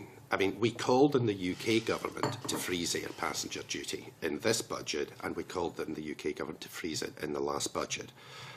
We think that the air passenger duty, has not been helpful to business. It's not been helpful to the UK, and that's why we want to see that problem addressed. You mentioned childcare. Yes, that is in the white paper. There are a number of pledges in the white paper, but they are the pledges of the current Scottish Government. They are not the manifesto commitments of other parties who may or may not take office and become the largest party and form the government after 2016. And therefore, there's a great deal of uncertainty about these issues there. Okay, and I also noticed in the report that you mentioned that Scotland's farmers do very well under the UK scenario, and yet it's a fact, and it's not a matter of any speculation at all. It's a fact that under the recent CAP review, Scotland's farmers received the lowest payments in Europe. Surely, has that been a drafting error or something that you've just you don't understand farming, or maybe you could explain that? Yeah. Look, the farmers have done well, as many other businesses have done, big part of the United Kingdom. Is everything right for them? Is everything right for every business? No, it isn't. But actually, if you go forward and there's a yes vote, an independent Scotland will have much lower levels of influence in the United Kingdom, in the European Union, to deal with these matters than the large member state of the UK. And that's an opinion. Well, I'm sure Scotland's farmers would be astonished, Mr Macmillan, to hear you express those views. Well, but that's good of you to actually know that as a fact. Question now for Mr Bolland, and my final question. That as I interact with businesses across the Highlands and Islands, one of the big concerns that they have is the question of disproportionate delivery charges. Do you feel the UK government have done enough to regulate those disproportionate delivery charges? This is a really tough one, because I can understand when businesses and indeed consumers in the Highlands are saying, look at these ridiculous charges. Well, just hold on a second. Somebody's got a mobile phone or something on that's causing a buzz. Wasn't suggesting you were, but somebody has. So can you please all check your devices and make sure they're off? Thank you. Sorry, carry on. Yeah. No, I was just going to say, it's one of these questions where we need to balance the competing interests of businesses who are receiving goods, who are in more remote areas and are subject to those charges, and the businesses who are having to deliver them. What we've done is I think we've arrived at a very sensible compromise in Scotland with a code of practice whereby retailers, online retailers particularly, who make it clear up front that they'll be delivering through the Royal Mail and they'll be clear about what the delivery charges are, get some sort of kite mark or seal of approval. I think that makes, perfect sense. My understanding from speaking to my colleagues at Westminster is that BIS are looking at a similar scheme. So, provided that they can bring in something along the same lines, then which doesn't harm business, doesn't hamper the choice of online sellers, but at the same time looks after that. With respect. The question was, because you and I both know this is a matter for UK regulation. You quite properly say the Scottish Government has used the full extent of its powers, which is to suggest a code of practice. The question was, do you feel the UK Government have done enough to regulate those unfair delivery charges across the Highlands and Islands and other rural parts of Scotland? I think yes or no will they're looking suffice. at it now. They're looking at it now, I think, but I'm not sure that statutory regulation is the way forward in this. Okay, let Mr Mackay comment on this. Could I? Because this is, I declare an interest. I sit on Ofcom's advisory board on this, and I did have something to do with the mail service for quite a long time. The parcel delivery has never been regulated. It isn't regulated in Europe. It's not regulated by anyone. And in fact, most of those businesses that you'd be talking to, particularly in the Highlands and Islands, you will find that the benefit that they gain is not through the parcel service, but is actually through the application of the universal service obligation, and the fact that that means that the small items are actually delivered through the USO and the protections and network that the USO allows. And I'd refer you from that point of view to my earlier point that if the USO and the protection of that service were to become under question, then that actually would have a much more serious effect on those small businesses who currently utilise the USO and its services no, I get the point rather you're making. than parcels. Parcels have never been regulated. I get the point you're making. I would just ask you then, just a brief further question. Are you quite complacent then about the hugely disproportionate delivery charges that both businesses and consumers complain about across the Highlands and Islands? Are you complacent about that? I'm at a loss to see how you could possibly have derived that from what I said. Rather, what I'm saying to you is that the danger I would see for my members, and indeed at this side of the table, I think we probably talk to quite a lot of businesses, what I would be afraid of is that the lifeblood of small businesses, which is the ability to bring your goods to market, that anything which would question that or make that more difficult will affect the ability you've already made that point. Thank you. Okay. Yes, it's called answering your question, is just what I was trying to do. Okay, all right, thank you. We need to move on. Richard Baker.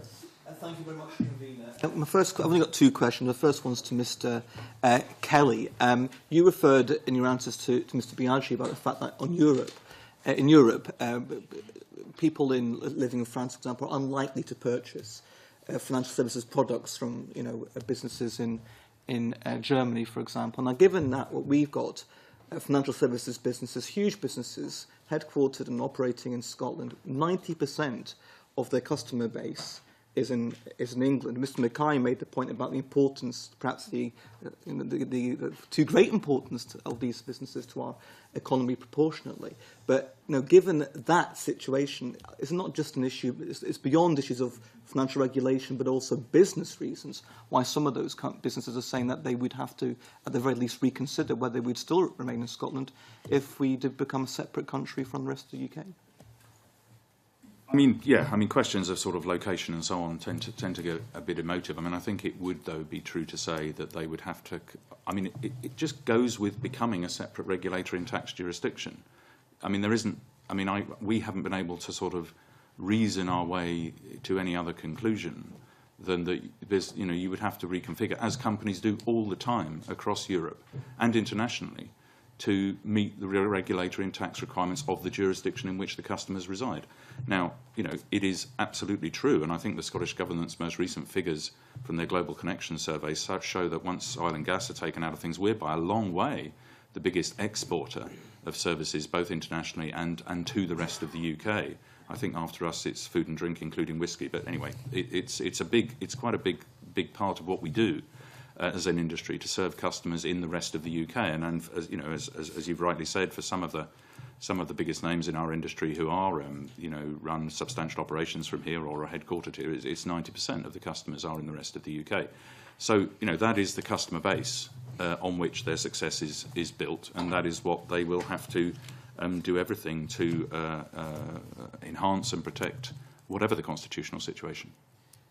Second question. I'm going to move straight to my final question, Convener, given the pressure of time now. So it's to Mr Macmillan, who's had an interesting session this morning. I understand you're not in agreement with Mr Tony Banks, so I note he's the chairman of Business for Scotland, which is very well. Get on very well, despite the fact that organisation has been established to campaign for separation. But my question is, you made the points, and several of the panel made the points about the importance of currency. And Mr Clark also made a point about, in business, people operate contingencies, you've got backup plans if things don't go right with your Plan A. The Scottish Government has put forward its Plan A for a currency union. This has been categorically rejected, not only by George Osborne, but by Danny Alexander and Ed Balls as well. Is it therefore sensible, you think, for the Scottish Government to maintain a position where it has no Plan B on the currency and is not putting forward what its preferred option would be if the currency union doesn't proceed? I think it would help if the Scottish Government had a Plan B. The reason for that is that, you know, the risks, the probability of the UK Government not permitting an independent Scotland to share the pound sterling in a formal currency zone, to us, seems to be very high. I mean, I don't think that Mr Osborne, Mr Alexander and Mr Balls could make it any clearer than they have done. That there will be no currency union, and therefore I do think it would be helpful if the Scottish Government, you know, would present an alternative plan for an independent Scotland's Scottish currency. Christian Allard. My turn. Thank you very much, Yes. Convener. Sorry. Thank you for being so patient. Thank you very much, Convener. Good morning. It's still morning. First of all, I would like to ask a question that Mr. Mackay has already answered, and saying that his members are more concerned about the EU referendum in London than the referendum in Scotland. I do say that I had the same experience with the French Chamber of Commerce came to visit Aberdeen, and they only wanted to talk about one referendum, which was the EU referendum. You know, I've seen some of the written evidence, and it's very much focused, as my colleague Marco Biaggi said, on if a yes vote. But yeah, I think, you know, we need to inform maybe your members about the no vote as well. So what your members, for example, Mr. Gary Clark, how will they rate the two referendum? Which one will cause them more concerns? Well, we haven't asked our members a direct question on which referendum are you more concerned about, but what we have asked them is to rank the issues, and they rank the issue of Scotland's position within the European Union as the number 2 issue after taxation that they wanted more information about, because they are clearly concerned about the prospects. Now, I think, as I mentioned in my first answer, I think it was that you know, clearly Scotland's position with the EU has a degree of risk in the event of a yes vote, but also has a degree of risk, arguably a higher degree of risk, in the event of a no vote. That's something our members are concerned about. We are surveying members at the moment about to delve into the specifics of what their preferences are in terms of Europe. But the polling we've done so far has indicated that well over 80%, I think it was in the high 80s, of percentage of businesses in Scotland wanted to remain part of the European Union. That's a priority for us, and it's an issue for businesses, both in the event of a yes vote and in the event of a no vote.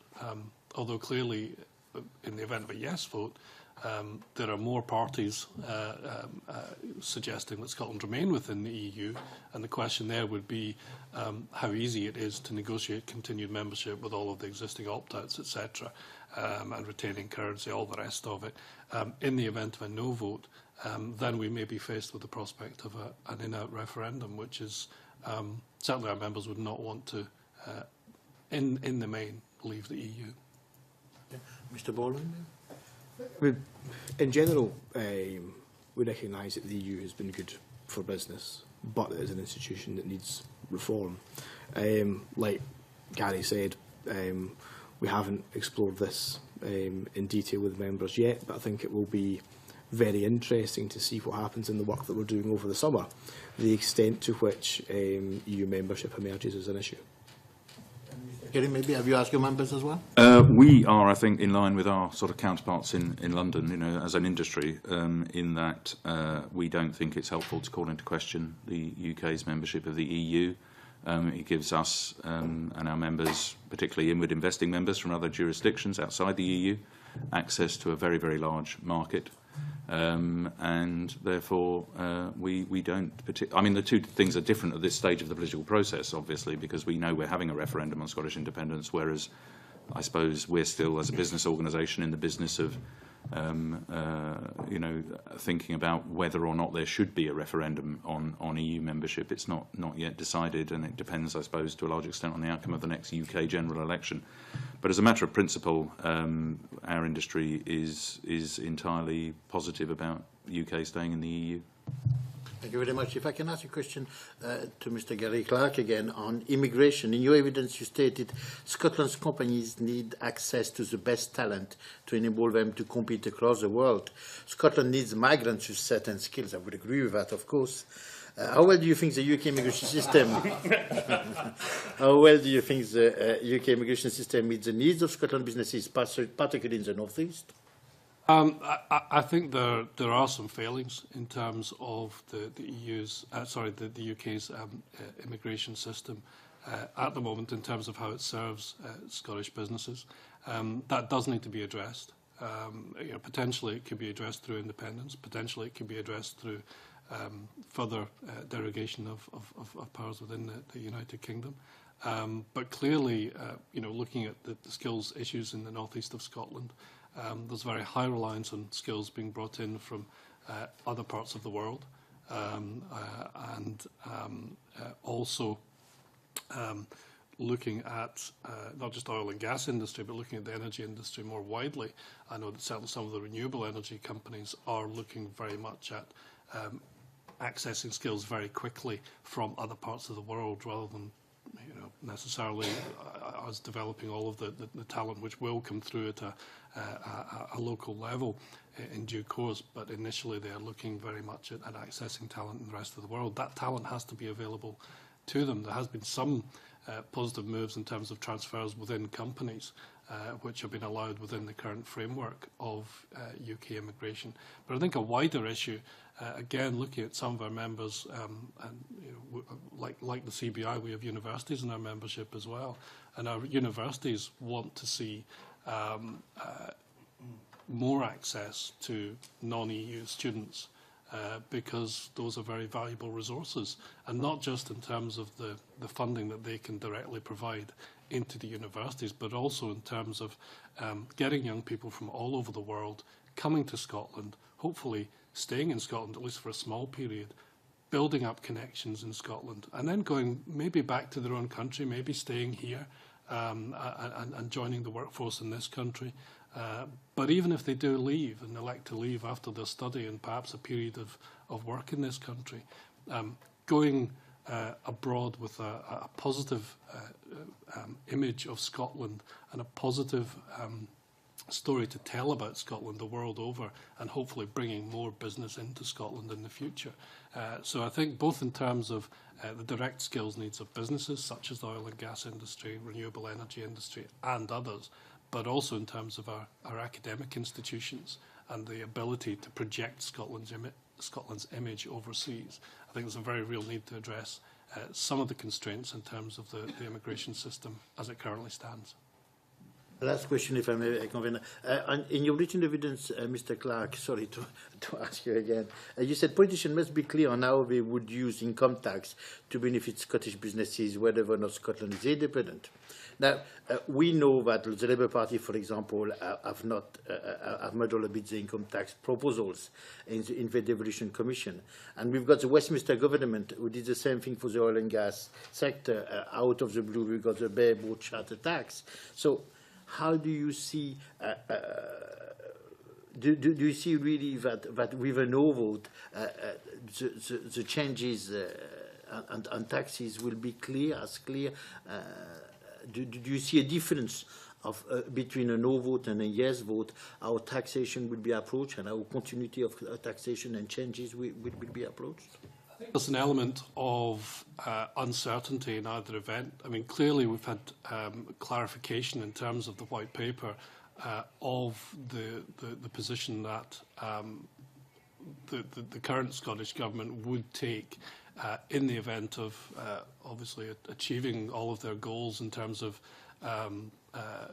independence negotiations and exiting the UK, and then being elected as the first government of an independent Scotland, and then implementing a raft of policies, which many of which are contained within the white paper. That's clear as far as it goes, but that may or may not be the situation which we ultimately have, which is why it's important for all parties, irrespective of whether there's going to be independence or not, to come forward with proposals that will say, well, if we vote no, for example, how will businesses in Scotland be more able to compete with the rest of the UK? How will we use the powers we have at our disposal just now, the powers that will come to us in terms of additional income tax powers, in order to ensure that businesses in Scotland are as competitive as possible and are working in as competitive an environment as possible.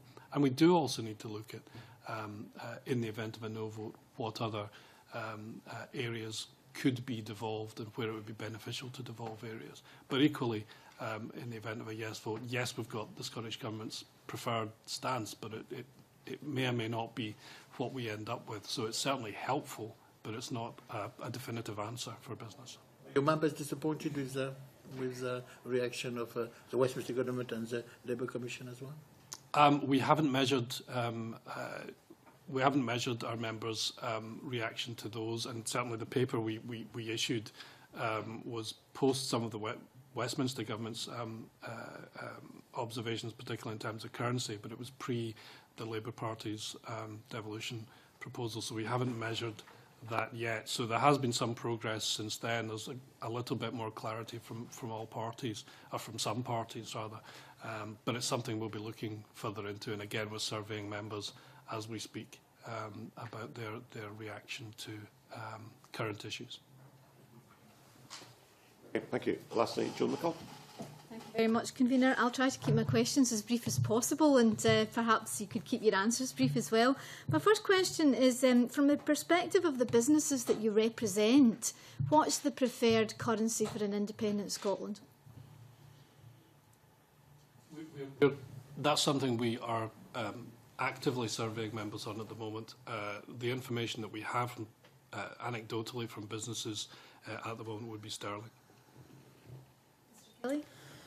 It's just not a question we think we can answer at the moment because we don't know what the negotiations will throw up. I mean, people Surely speak. You would be able to say what the preferred option would be for your members. Well, not really, because if one would, so you might. I suspect from your question you're anticipating an answer along the lines of I would like to keep sterling, but without knowing what the basis of that construction would be, it's very difficult to say. If you thought that the sterling currency union that emerged from some negotiation of process, if that ever occurred, if you thought it was unstable or you thought the markets weren't going to be particularly confident in it, then obviously, other options might be preferable. So I just don't think it's a question one can answer at the moment. Miller? Well, I agree with Owen Kelly. It's a very difficult question to answer. It is a hypothesis. I understand why you're asking it. But our view is that the pound sterling is the best currency for Scotland, and it certainly appears to us at the moment that the only way to achieve that is for Scotland to remain in the United Kingdom.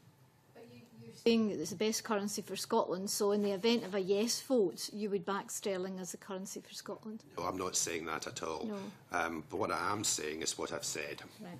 Mr. Borland?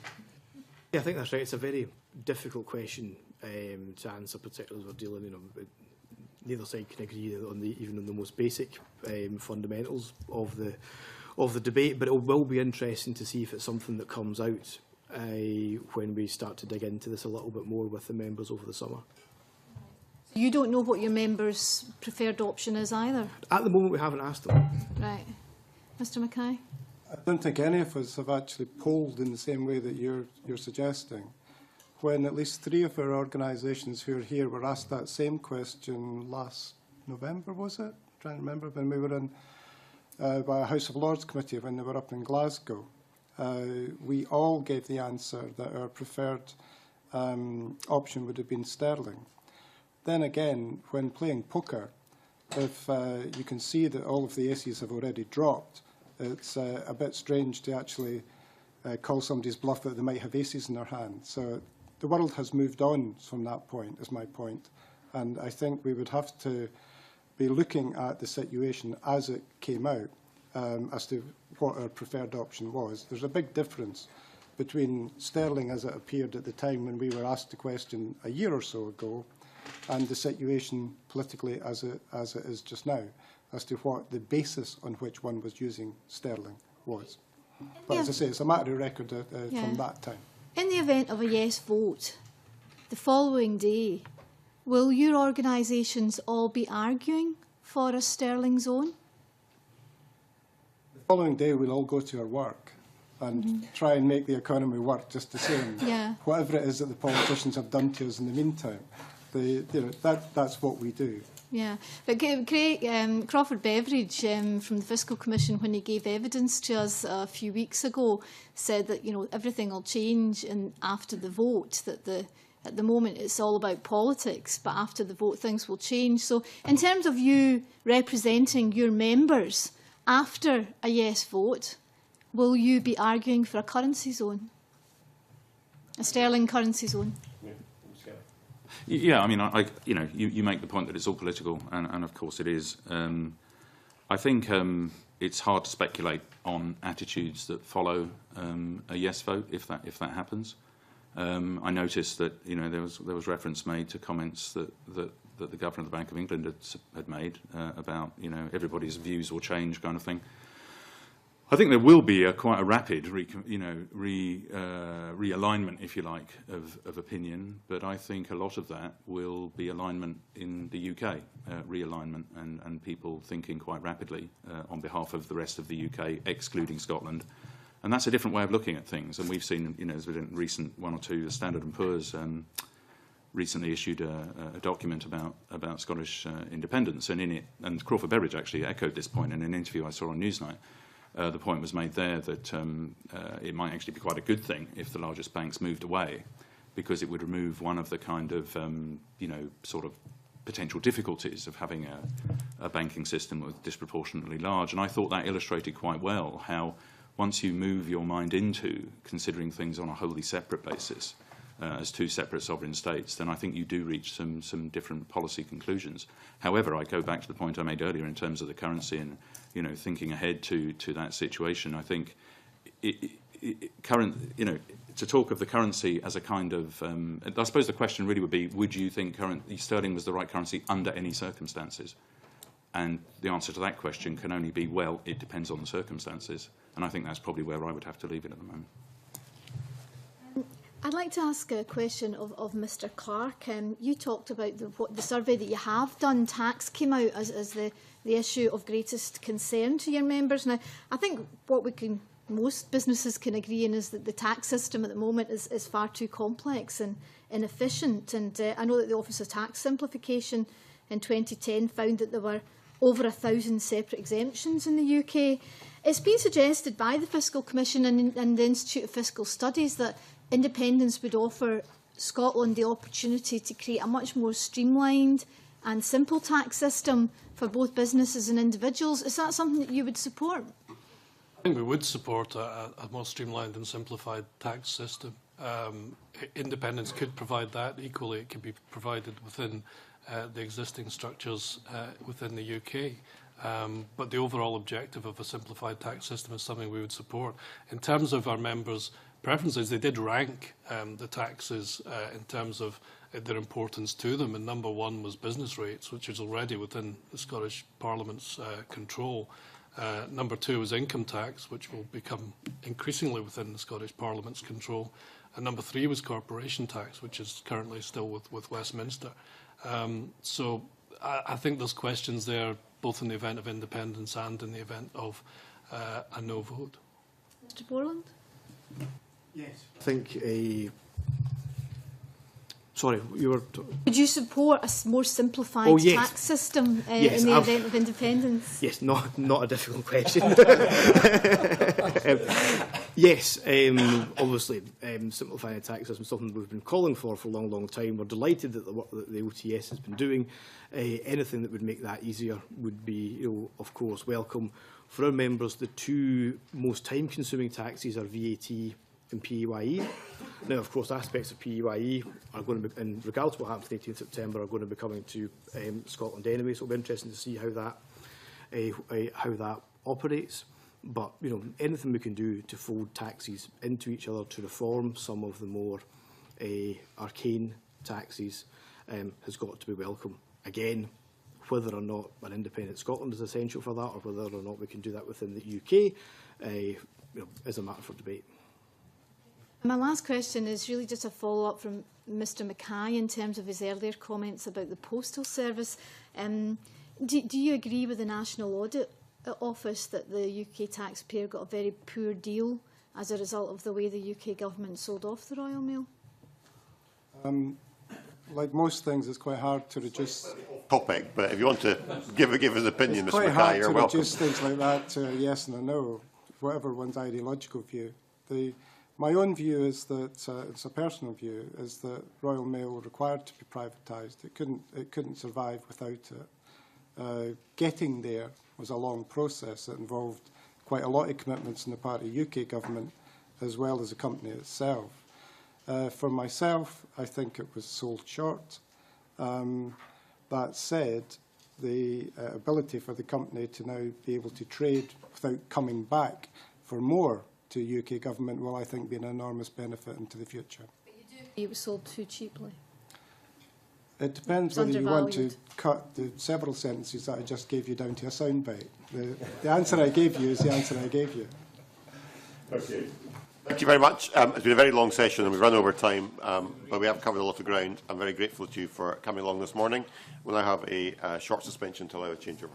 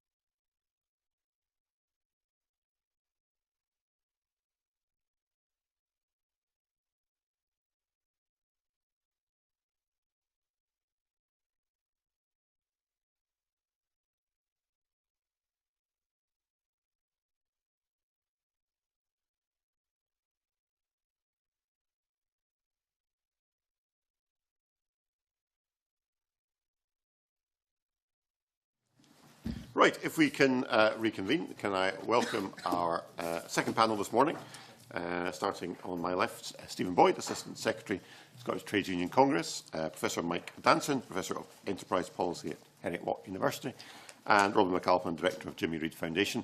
Thank you all for coming. Thank you also for being patient, and apologies that the previous panel overran a little, but we had a little interesting ground to cover. Can I just reiterate what I said at the start of the previous session? Would I remind members to keep their questions short and to the point, and if we could have responses short and to the point. Not everybody seems to listen to my injunctions in this respect, but I always try and do my best. And if I'd asked members if they would to direct their questions at one particular witness initially, and then if you want to answer a question directed to somebody else, if you catch my eye, I'll just try and bring you in as best I can. I wonder if I could just start off just by directing a question to all of you, having said all that.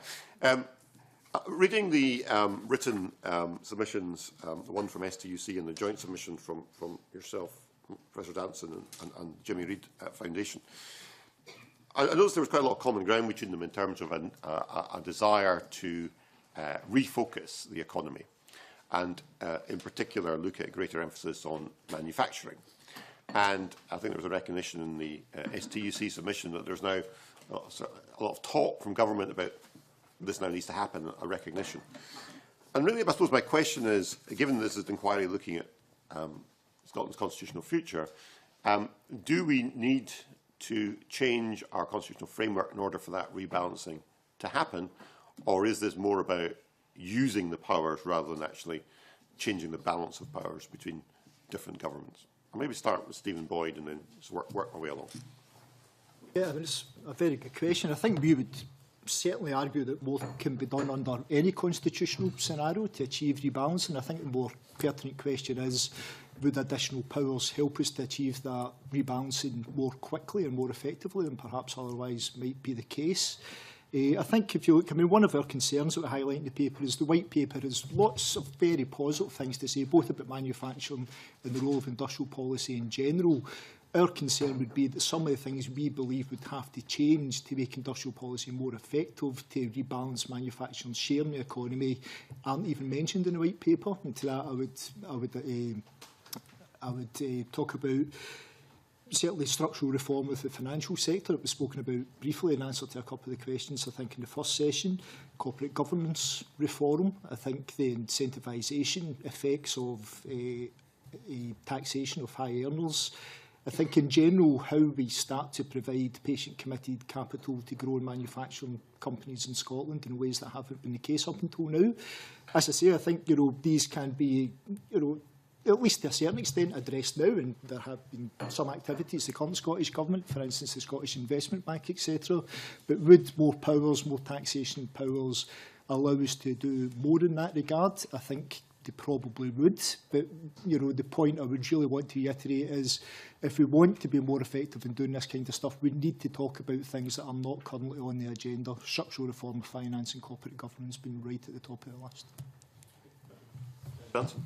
Okay, yeah, agree with all of that. I think it's very useful if we look elsewhere, how do other countries do it, and then see if there's a difference, if we're lacking powers here. So the most successful economies around Europe and beyond tend to be small, tend to have very strong sectoral and bottom-up approach.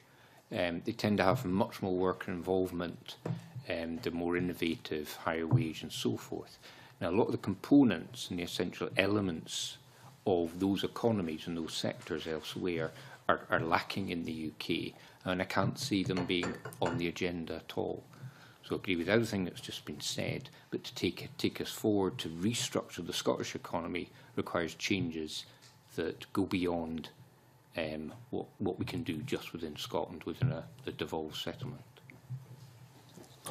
And can I add, there's absolutely loads more that we could do with the powers that we have, but we reach a point where there's a fundamental problem. The reason that we want to move to a much more manufacturing-focused economy is because we need to create a high-wage economy. The The UK economy is the second lowest waged economy of all the advanced nations, and that is the root of all the other problems that we have to do with public finances, to do with poverty, inequality, etc. Manufacturing jobs are high-value jobs that create wealth. Now, the problem with reaching a point where you can't do more within the UK is that there are other structural parts of UK policy which are really focused on low wage. So, for example, the welfare system in the UK is largely focused on pushing people into low-wage employment, compelling people into low-wage employment. Or the industrial democracy, second lowest rate of industrial democracy in the European Union. And again, low levels of industrial democracy encourage low-wage employment. And so, while there's much more you can do, procurement in particular, industrial policy, how you develop industry plans, and a whole bunch of things that we could be doing better, eventually you're going to hit up against structural policies around them which push in the opposite direction, and that's the difficulty. If we really want to create a manufacturing, low inequality, high-wage economy, we need to integrate housing policy and welfare policy, industrial democracy policy and industrial policy, procurement, and so on and so on. And if some of these are going in the wrong direction, eventually you won't be able to do as much as you otherwise could. Can I just ask one follow-up, and I'll bring others in? You've just mentioned, Robin McAlpin, lower inequality, which I know something will be shared amongst the panellists as an ambition. There's mention in your paper about fiscal changes that are required. Professor Stiglitz, I know, has said to create a more equal society, you would need to increase the tax burden on higher and middle income earners. Is that something you think that requires to be done? I would think about it the other way around. If you look, a lot of people say that what's the key to the Nordic economies is the high tax. But in effect, you can really think about the high tax as what the Nords choose to do with their higher wages. The fundamental difference between the Nordic economies and ours is the wage structure. You don't have poverty because you don't have low wage. Everybody can afford to participate in the economy. So that's the fundamental difference. And then once you have that higher wage, people choose to put more money into tax because they like public services. So I would see it as the other way around. What we have to do is create an economy that creates high wages. Once we have high wages, you can go different directions. You could be more Switzerland, where the taxes are lower and more is done themselves. You could be more Nordic, where where it's a bit different. But in the what you do once you reach the high wage economy is a democratic choice, but it's about wages rather than just taxing ourselves. And it's important to point out that because of the inequality in the labour market, taxes are quite ineffective because a large proportion of people in Britain don't really pay tax. Maybe I could ask the same question to Professor Danson, but I mean, just picking up Rob McAlpin's point, there's a bit of a chicken-egg thing here, isn't there? Because how are you going to get to that higher wage economy that you're talking about without using taxes as a lever? Again, if we look at the Nordic countries, a lot of them don't have minimum wage and so on. What they have is very strong collective bargaining, some of the highest rates of trade union membership in the world, particularly amongst women. I was talking in Norway last year, giving lectures, and some local business people came forward and said, do you know we had a major problem in our cleaning industry? The service we were getting from cleaning companies was poor. So through the Wages Council, we increased wages to about £16, £18 an hour. The employers threw up their arms in horror. Then they had to invest in the workforce, invest in new capital equipment, got a much better service. It was overcome. As Robin said, increasing wages, having a much more equitable and rewarding wage structure is key to the success of the Nordic economies. Higher taxes follow from that because people are earning more. I certainly agree with Mike that for me the salient feature of the Nordic economies is the very high rates of collective bargaining, which lead to a far flatter distribution of income. I think we have to be clear, though, that if we do want to create public services that are akin to the Nordic nations, then it will involve taxation taking up a much higher proportion of GDP. I can't see any way around that. I see Michael Keaton in his submission to the committee referred to the wishful thinking that sees us creating a vicious circle the wrong way around. I mean, we've done a bit of work in this last year. The Nordic nations all, over a period of time, collect significantly more as a proportion of GDP in taxation than we do, by about 10 to 13%, and this is looking at it over a 20-year period. The taxation systems are also very different to ours. They're actually regressive, as in the tax component of the tax and spend system relies much more heavily on consumption taxes and taxes on labour than ours does, but they use this for progressive purposes, so the tax and spend system as a whole becomes progressive. But I don't think it is serious to pretend that in the short to medium, even getting into the longer term, Scotland, under any constitutional scenario, can create a Nordic society on current levels of taxation. Okay, Christian Allard. Thank you very much, Governor, and good afternoon. Oh, no, good morning. We're still morning. Fantastic. I just wanted to ask you about public services, the public services you were just talking about. Public services in the UK, we've got less and less of them. They are being more and more privatised. The last example will be Royal Mail. So, to start with Stephen Boyd, do you think, you've seen what was on the white paper, that the direction of travel of an independent Scotland will be to have a lot less privatisation and more public services, having all their services in public hands. Lot less, no privatisation at all, and a lot more public services in public hands. When the direction of travel, I've been living here 30 years, and I've seen all public services being privatised, and now we're paying a lot of money for our energy with plenty of other public services.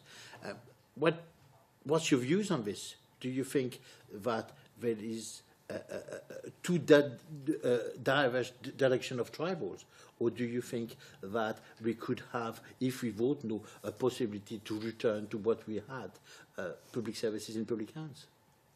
I think over a sustained period of time now, there has been a very different approach at Scottish level and the rest of the UK to the delivery of publicly owned and accountable services. I think we've seen that develop right through the course of devolution, particularly apparent in the health service, also a very different approach to education. So, yeah, I mean, constitutional change may help embed those different trends, but I think it's very important to notice that they're already happening, and I think they would likely to be sustained either through devolution of the kind we have at this moment, enhanced devolution, or indeed independence. But, you know, I think it's also important to reflect on the fact that there will be subject to similar pressures in Scotland that will be subject to in the UK, and indeed in most advanced developed nations. Demographics will have a major role to play here.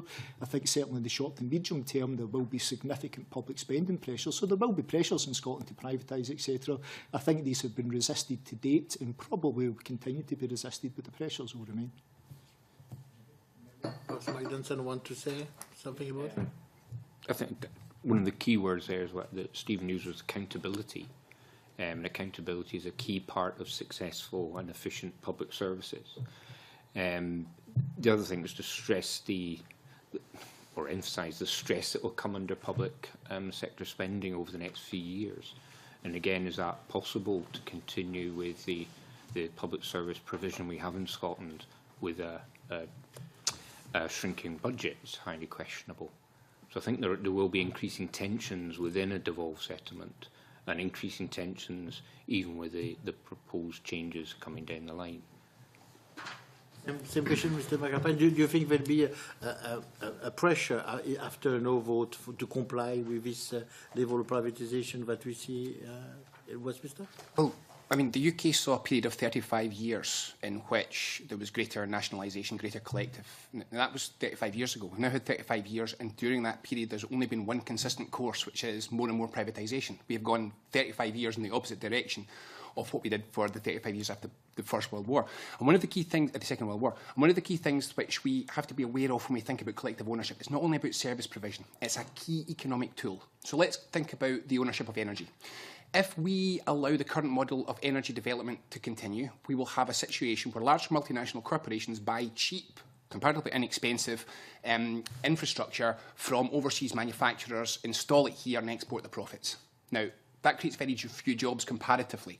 If we were taking collective ownership of our energy, we can borrow against future energy income. It's an absolutely safe thing to do. All of the cost of infrastructure is passed on and brings back.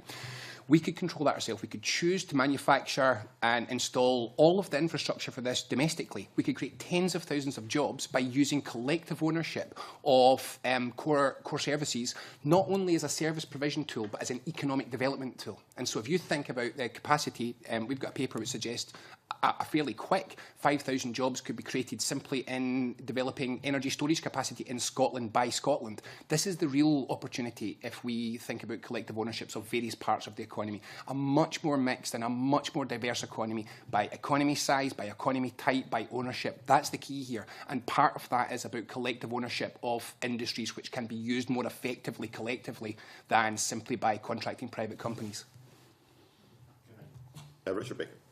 Thank you, Convener. I agree very much with a great deal of what's been said, but I think as you perhaps expect, I want to challenge that assumption that with independence, or by being a smaller economy, de facto, we become a more progressive economy. For example, Ireland's got higher incidence of low pay than Scotland has. I don't think it necessarily just follows that by being a small economy, that therefore we suddenly become more progressive. So, and I want to ask and challenge the assumption that that's actually what's on offer here.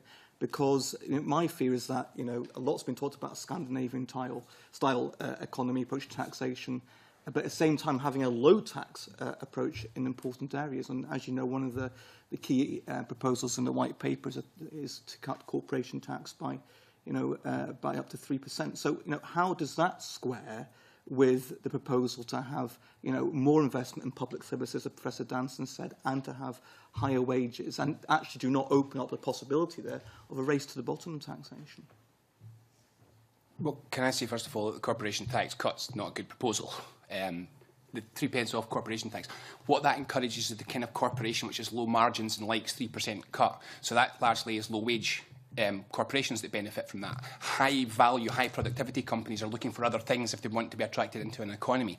But on the other hand, and to be fair, well, I think that's a bad policy, since a lot of these corporations are functionally paying zero in the UK, 17% is 70% higher than a lot of them are paying. A lot of large multinational corporations are paying no tax.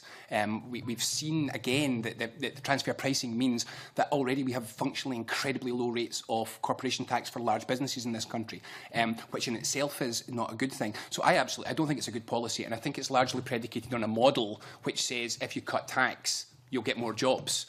But it's important to be aware that that model contains within it a built-in assumption that cutting tax creates more jobs. Empirically, that's not usually what happens when you cut corporation tax. However, I do think that I wouldn't want to be defending the UK on the basis of a sensible corporation tax policy, because I don't think anybody would suggest that the UK has got a sensible corporation tax policy. When Nobel Prize winner Mirrlees looked at this, he reviewed this, he described the system as absurd, the current UK system as absurd. So I don't think it's the right policy, but I wouldn't be wanting to put the UK up as a particularly sensible alternative at the moment. It's a bad policy for a number of reasons, and of course it all stems back a decade ago to Scotland's obsession with what was happening in Ireland and a fundamental misunderstanding of the model of economic development in Ireland had embarked on in the late 1980s, which relied much more on huge spare capacity in terms of its young and very well educated workforce than it ever did in low rates of corporation tax.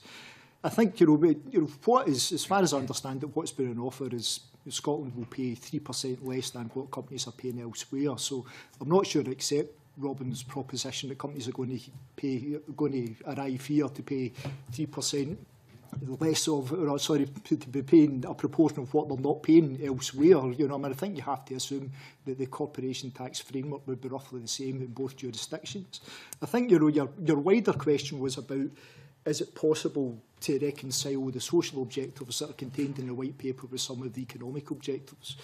I think from SDUC's perspective, I think as our Just Scotland paper makes very clear, there's an awful lot of positive stuff in the white paper that we can work and engage with, some very interesting stuff around about the workplace, about management of the labour market, but there is a fundamental disconnect there between some of the economic and the social objectives. As our paper to the committee makes clear, a problem in the UK, and the reason why our wages, and we've got the latest information from Eurostat here in UK wages compared to other EU member states, the reason why they're so low is the UK embarked 30 years ago on a model that was going to prioritise low labour market and product market regulation and comparatively low business taxation. Now, that has delivered that model that we see, and the results of that are apparent in those wages. What are we going to do to alter that under any constitutional scenario, whether it be the current one, whether it be enhanced devolution, whether it be independence? How do we marry up social and economic objectives in order that we achieve the kind of high wage economy that Robin's described?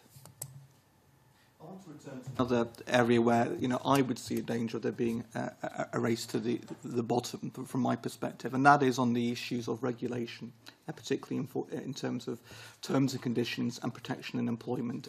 I don't think anybody can seriously argue that we're over-regulated when it comes to health and safety and in terms of provisions and work. Exactly. Yet the white paper talks about streamlining regulatory systems. It talks about wasteful duplication in terms of regulation. Isn't there a concern here, in fact, that we're not going to be going to an environment which actually does more to protect workers' rights, to protect environments of high pay and good working conditions, but instead there's a danger here that within these islands we come to a position where we're trying to cut each other's throats, reducing these provisions to get an economic advantage? Is that not also a potential concern there would be about moving to that different structure? I think what, the white paper, in very crude terms, the kind of Nordic model it proposes in terms of certainly regulation of the labour market and some other aspects of regulation relies very heavily on what you might describe as social partnership between government, employer, representative organisations and unions working together to manage a lot of stuff, which precludes often, and it does in European nations, often precludes the need for statutory regulation. But the problem is that we are just not in that situation at this moment in time, as Mike's described. The Nordic nations don't have a national minimum wage because they've got rates of collective bargaining coverage that go between 70 and 90% of the economy. So you don't need that regulation for the minimum wage. We're in a very different situation. So I think that's the statutory minimum of labour and product market regulation is very, very important. So it then becomes, how do you manage that? I was there almost exactly a year ago, I think, when John Swinney published his paper on economic regulation. Now, a lot of that was sensible stuff, I think, around about streamlining. And I personally couldn't really care less if all regulators are sitting under the one roof or not. But I think there are issues there that have not been addressed. The model of regulation proposed, certainly for economic regulation and competition regulation, is going to leave an awful lot of economic power residing within one body. Issues around about governance and culture have not been addressed in the white paper or in the separate paper on economic regulation. So, although I'm not opposing the way forward, I think there's still much more to be discussed and debated before we make that a realistic model. Alison Johnson. Thank you. Good morning. I'd like to ask all three witnesses, if I may, because they've all touched on it in their submissions. Are you surprised that reform of the banking sector isn't being properly addressed in the debate? What would you like to see happen in that sector? And what referendum outcome do you believe this is most likely to occur under? Right, can we have fairly brief responses? I know it's a big question, but fairly brief responses, please. Who wants to start? Stephen? I'm extremely surprised. We've an awful, we've got a really tiresome debate ongoing, and I see no end of it, whether or not Scotland have been able to bail out financial institutions, if the same thing happened again. Why, particularly the yes side, I have to say, don't try and anticipate that by proposing major structural reform of the sector. I've never really managed to get my head round. The second component in your question, what was it? What reform would you like to see?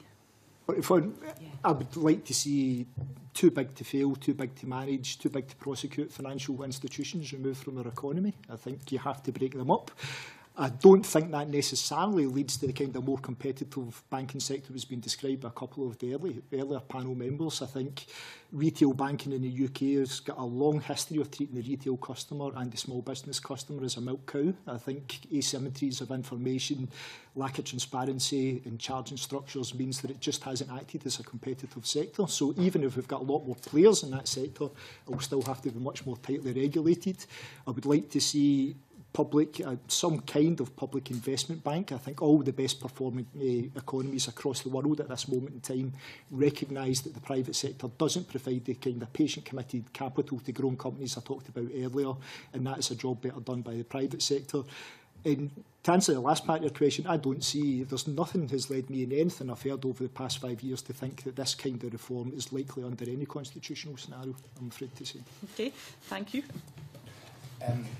The banking regulation stuff is a part of the white paper that I don't think is coherent. I don't think it makes sense. We have systemic risk in the UK still. The biggest risk to the UK is that we haven't dealt with the systemic risk in the finance sector. And if there's another serious global external shock, quite how the UK would respond to another financial crisis in this country is hard to see. We are so indebted. We can't get into that situation again. It needs to be much bolder. What would I like to see? 100% on board with Stephen. We need a national investment bank. It's absolutely crucial to the development of industry and business, long-term patient finance, which the private sector is not delivering. For retail banking, we need to get rid of systemic risk. What would it look like if we got it right? In my opinion, it would look like the Airdrie Savings Bank times 30 or 40. You would have a strong, mutual, local bank that you trusted implicitly to look after your savings and offer your small business loans with a bank which you had a personal relationship with high degrees of trust that you knew they were there. That's what we need to get to. You can do it either through actively breaking up, through regulation, or through stimulating a different kind of mutual banking sector. We've got to get there. I don't believe that 10 minutes after independence, people will still be sitting there saying, actually, let's stick with this banking regulation. I don't think it makes sense. I think that any sensible discussion of banking regulation would start to change. And my real vision for banking in Scotland is we don't talk about banking in Scotland anymore. If it was working well, the bank would be where you went to get a loan, get some investment and get your money, and the rest of the time we wouldn't be talking about it. It wouldn't be a constant subject of national conversation. That would be a great place to get to with banking. I'm a little more optimistic that we could do that in Scotland. Thank you. Professor Danson? Very little to add to what's been said. I would suggest we look to Scottish banking history. Scottish banks were very conservative. They were highly innovative. They were trusted. They were trusted by the UK regulator for hundreds of years. Until very recently, when we know what happened. As George Kerrivan's suggested, they ceased to be Scottish banks a while ago, and it's maybe returning to their Scottish roots, not in terms of ownership, whatever, but just in terms of philosophy and approach. And therefore, I think that would build the sort of structures we want to see. One more question, Convener. We seem to be, governments seem endlessly attracted to offering big bungs to multinational companies if they will come and, operate in Scotland. And we had Hugh Andrew from Berlin Books in a few weeks ago, and he was just explaining the difficulties that it puts a small company like his in when, Amazon has been giving millions of pounds and it undercuts our small indigenous businesses. Why do you think that successive governments have continued to operate in the same way? Will it take independence before we see the value of really investing in these small indigenous businesses? And it's sort of along the similar veins. We seem to have this notion. We're following the UK idea that, if taxes are low, you'll get the best workers, and then you'll attract good employers.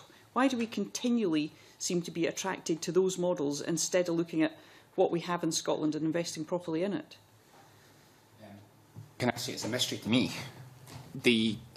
Look at examples of empirically what happens around the world with successful economies. They're not low tax and they're not giving large bungs to big multinational corporations. They're investing in their indigenous industry and creating structures that enable their indigenous industry to work well for all sorts of reasons. So, for example, one small reason is that these grow. If you don't have indigenous industries that you're protecting and growing, you don't get the medium-sized industries. And that's what Scotland's missing. We've got a large small business sector and we've got a corporate sector and we've got very little in the middle.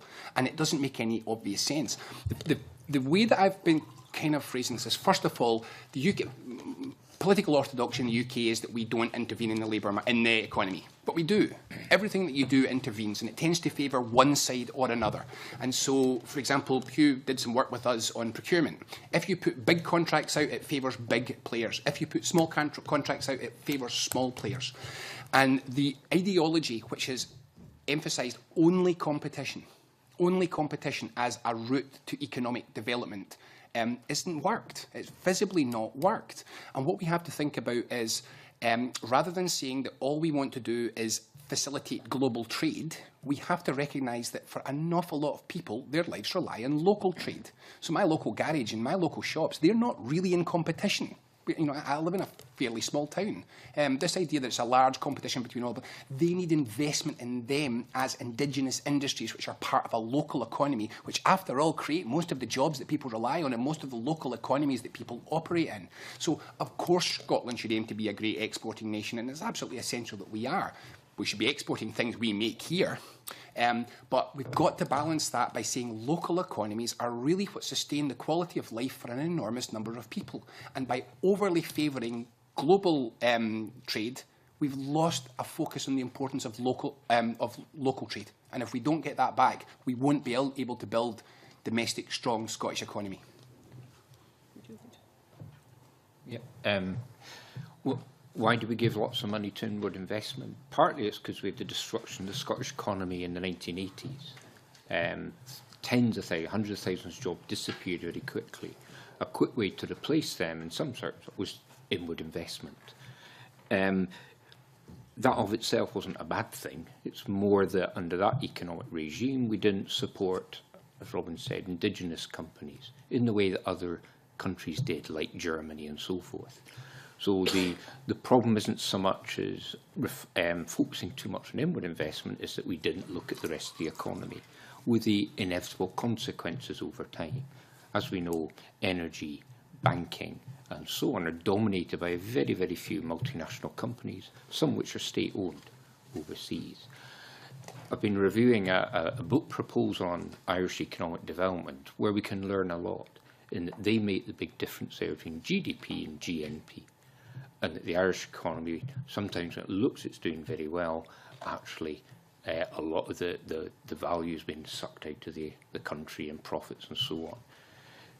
There's a lot of parallels in Scotland there, some to do with the sort of pay they have, the corporation tax and so on. But fundamentally it confirms it's the structure of the economy that we've got into a problem with here, and it needs fundamental change, and that fundamental change is not being offered through the Westminster government. Thank you. I mean, it's a really difficult question to answer briefly because it raises so many issues, but I'll do my best. I mean, why inward investment? And as Mike's said, because we've got a comparatively low business birth rate in Scotland, and we've got what I would describe as a structural deficit in good jobs. So whenever there's an inward investment proposal, politicians of all stripes and over a long period of time will always be very attracted to funding that proposal. But I think I think your question is not entirely fair to the direction of public policy over the last 10 years. I mean, it's over 10 years ago now, I think Smart Successful Scotland was produced, and that was all about trying to shift from foreign direct investment into growing indigenous firms.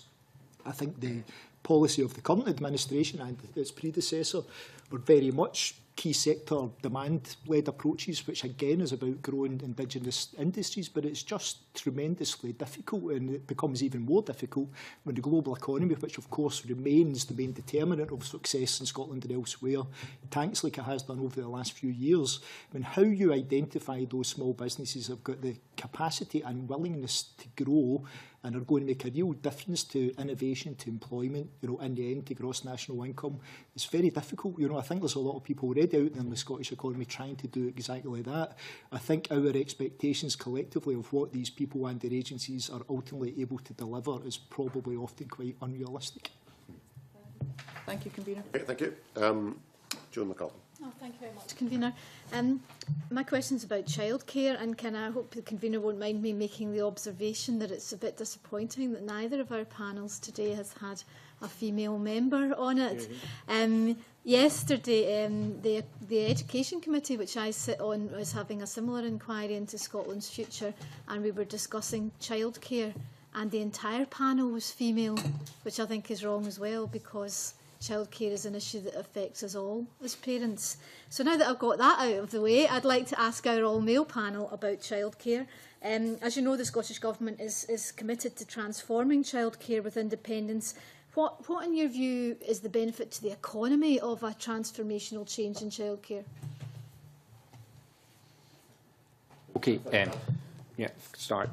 Firstly, one of the key members of the Jim Reid Foundation of Commonwealth was Professor Ailsa Mackay, who we miss very dearly, and she would have been hopefully here supporting us today. I also agree that we shouldn't segment issues to be women's only issues, and childcare being one of those. I'm also a carer myself. Again, if we look at the countries where there's much higher levels of childcare, there are benefits to the individuals, to the families, to the community and to the economy of being able to utilise particularly women's skills and experience and efforts and so on in the economy through enhanced childcare. That leads to two things. Firstly, there is a need for childcare itself, for the workers in that sector to be properly remunerated and trained and so forth. And secondly, it does lead to those wider societal and economic benefits of being able to utilise all the skills of particularly women graduates, for instance. Just as a small aside, in the years after 2004, we had about up to 100,000 Central and East European workers coming to Scotland, mostly Poles. Our research suggests 2/3 of them had a degree or equivalent. How did the Scottish economy use them? We got them gutting fish, cleaning hotels, making beds, and so on. Again, the Scottish economy has a major structural problem. One way that manifests itself is the gross underutilisation of women, and particularly the skills, the experience and so on women have. Childcare will lead to a much better opportunity to employ them productively in higher wage, higher value added jobs. Can I just add an interesting front page story from the Financial Times, which pointed out that the gap in participation of women in the economy between the UK and Norway is worth more to Norway than its oil wealth. Now, when you get that statistic in your head, it suddenly becomes very clear the economic value of getting proper female participation in the workforce. So back everything Mike says, and I will just add as well, one thing that we do have to be conscious of, if we're using a stimulus approach to try and shift the economy towards a more higher wage economy, a lot of the jobs that people initially associate with doing that, for example, the energy technology jobs or the house building jobs, are often particularly attractive to young men. And we have to be conscious as well of the need to think about stimulating employment opportunities for young women, which is one of the most important problems of low pay. Young women are a large part of the low pay problem. And one of the things that we should be looking at childcare as an opportunity to do is to create a professional sector which creates large volumes of good quality jobs for young women. So see it not only as being the opportunity to let women get into employment, but as a key source of creating good employment for women as well. And if we see it in that way, if we see it as an economic development tool to increase jobs for young women, we can maximise the benefit of using a childcare policy. And I'm completely convinced by the broad outline work that Ailsa did, which says, yes, this policy probably will pay for itself comparatively quickly. Yeah, I mean, I endorse the comments that have already been made. I mean, I think in the longer term, probably the most important economic impact will be through the children themselves who benefited from quality childcare in the very early stages. And I'd certainly like to endorse Mike's comments about the importance of the workforce here, which is very often overlooked. We're already working very closely with the Scottish Government around about these issues and have done since we held the Women in Work conference back in 2012. I would slightly caution between comparisons between what's achieved in the Nordic nations and Scotland, because of course what they tend to have there is universal wraparound childcare, which is not yet what's been proposed there. I absolutely accept the direction of travel is towards that, but we can't assume that the labour supply effects will mirror what happens in those countries when our offer to women is not exactly the same. And the last note of caution I would say is absolutely this will increase labour supply and help more women re-engage with the labour market. But that supply doesn't always create its own demand. I think that is something we've found in the labour market over the last 20 or 30 years. So I mean, this can only be one component of an economic development strategy that provides good opportunities to women in the labour market. I say that your observations are very similar to the all-female panel's observations at the Education Committee yesterday. In particular, one of the things that they were discussing, that your discussion, is the professionalisation of childcare workers.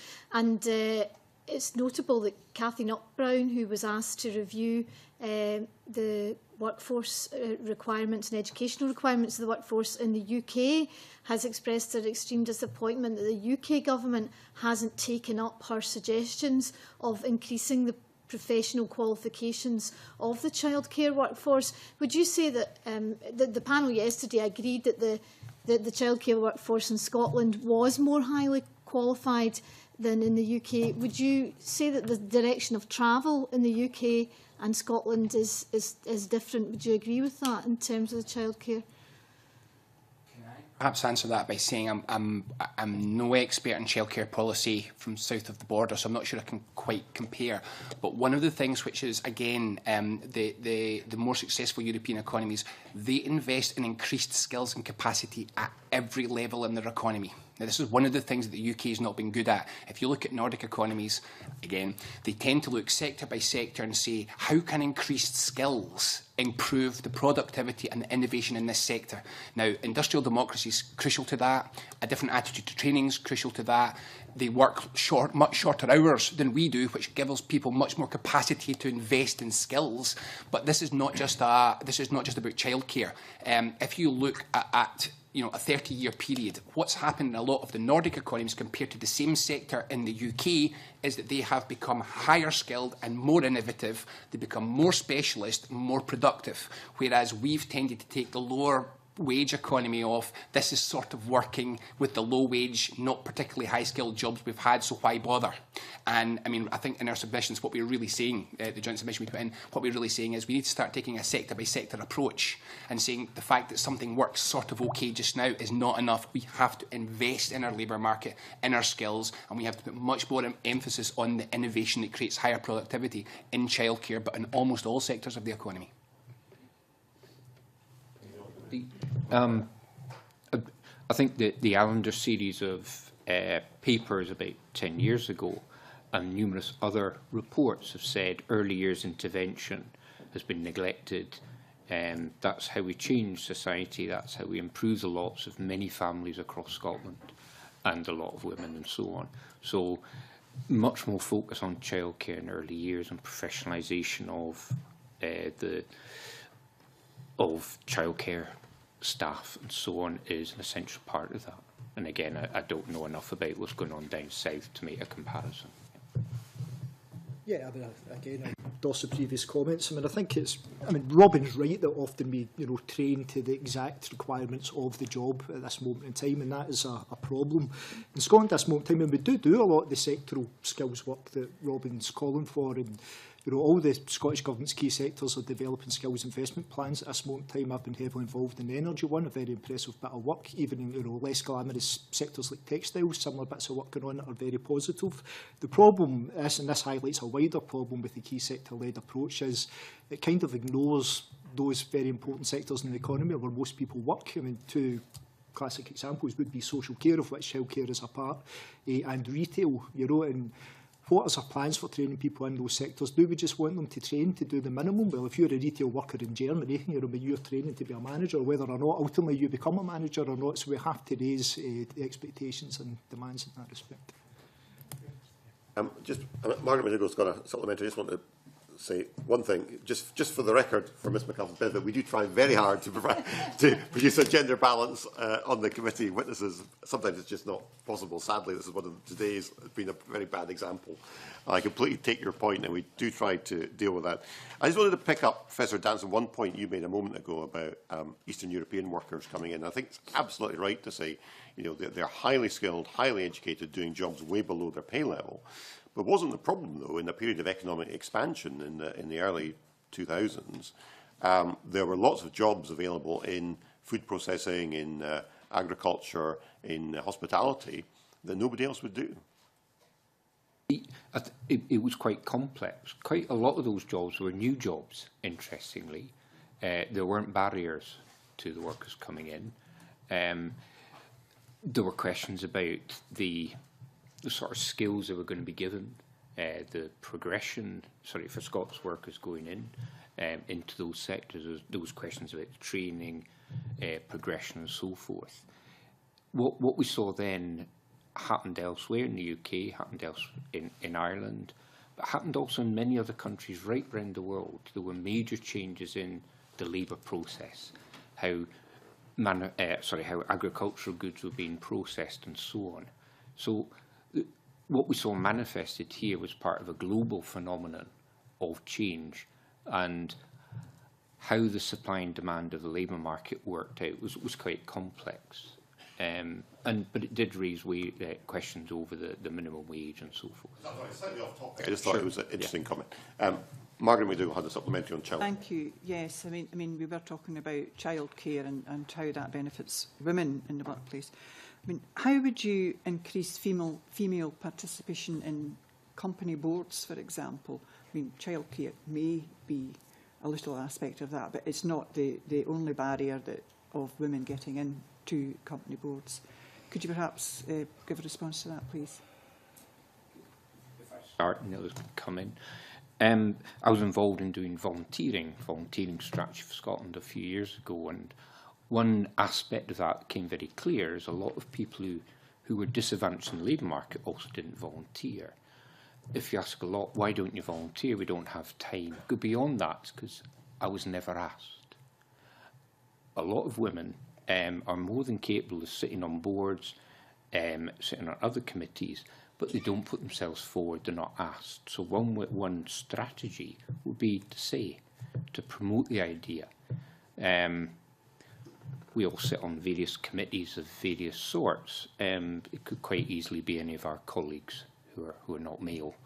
So I think the ask of actually promoting the idea of mentoring, of training, a lot of boards, committees in universities, companies and so on, do not mentor, do not train people up for how and what's expected of them. It often isn't very much. Boards and so forth should also be, as here, a complementary set of skills and experiences. So I think in many ways there's a perception that I wouldn't fit. I don't have the talents that are required in that committee or that board, and in many cases that woman would do very well. So I think it's partly about asking, it's about promoting, it's encouraging, as well as moving towards minimal levels of participation of different groups on boards, women, trade unionists, disabled and so forth. Can I say that governance is one of the big opportunities that we have? Corporate governance is something we barely talk about, but it's one of the really big chances for us to improve the economy. If you look at what happens again in somewhere like Germany, if you take a company like Volkswagen, 1/3 of its board of directors are elected from among its workers. And if you look at the relationship between that board and its shareholders, and again, we've got a report out on this, which is about changing industrial democracy. It's got some wonderful quotes from Volkswagen shareholders. And what the shareholders are saying, yeah, of course we want workers on the governance bodies. How the hell do a bunch of managers know what's happening? We need them on this board to make this company effective. Now, that attitude, what we strongly pitch in that paper was to see reform of governance and better industrial democracy, better involvement of people in running of enterprises as being a win-win for everybody. It improves productivity, it improves the innovation of companies, it improves the quality of governance, it brings in a whole bunch of perspectives and understandings about the business which you can't only get from senior managers or owners alone. And this idea that we create a culture which says, listen, let's collectively identify the benefit of better governance structures, which include more workers, more women, people from different socioeconomic backgrounds, which brings slightly different skill sets, different levels of expertise within the company, so that they can bring all these different levels of experience. And one of the things that we have is companies which don't have a lot of female experience in their running. So it's not, we've got to stop seeing it only as being the women individually who suffer from not being on the company boards. We need to move towards a culture which says it's the company that suffers from not having women on its board. It's the company that suffers from not having employee input into how the companies run. And I mean, if you look at where innovation really comes from, if you look at where the real innovation happens in most economies, most of it is employee innovation. It's somebody saying, do you know, if we change this delivery route, we could get an extra 2 houses in per day.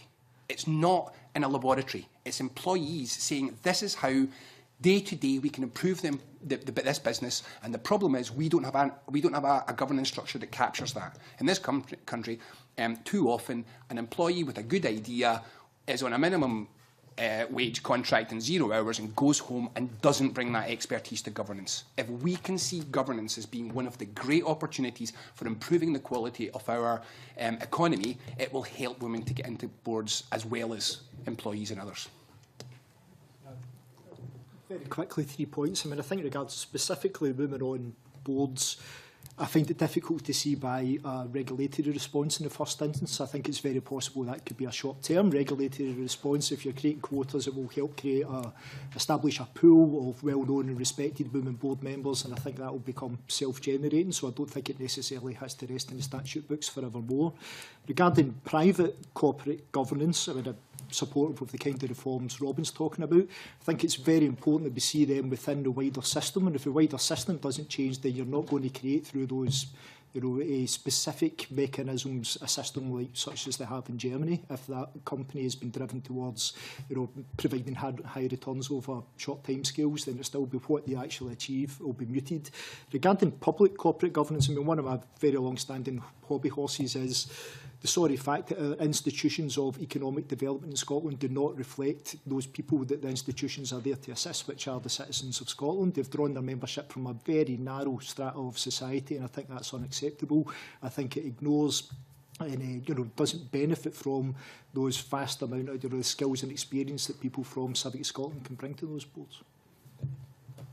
Okay. I lost my place. Mike McKenzie. Thank you, Convener.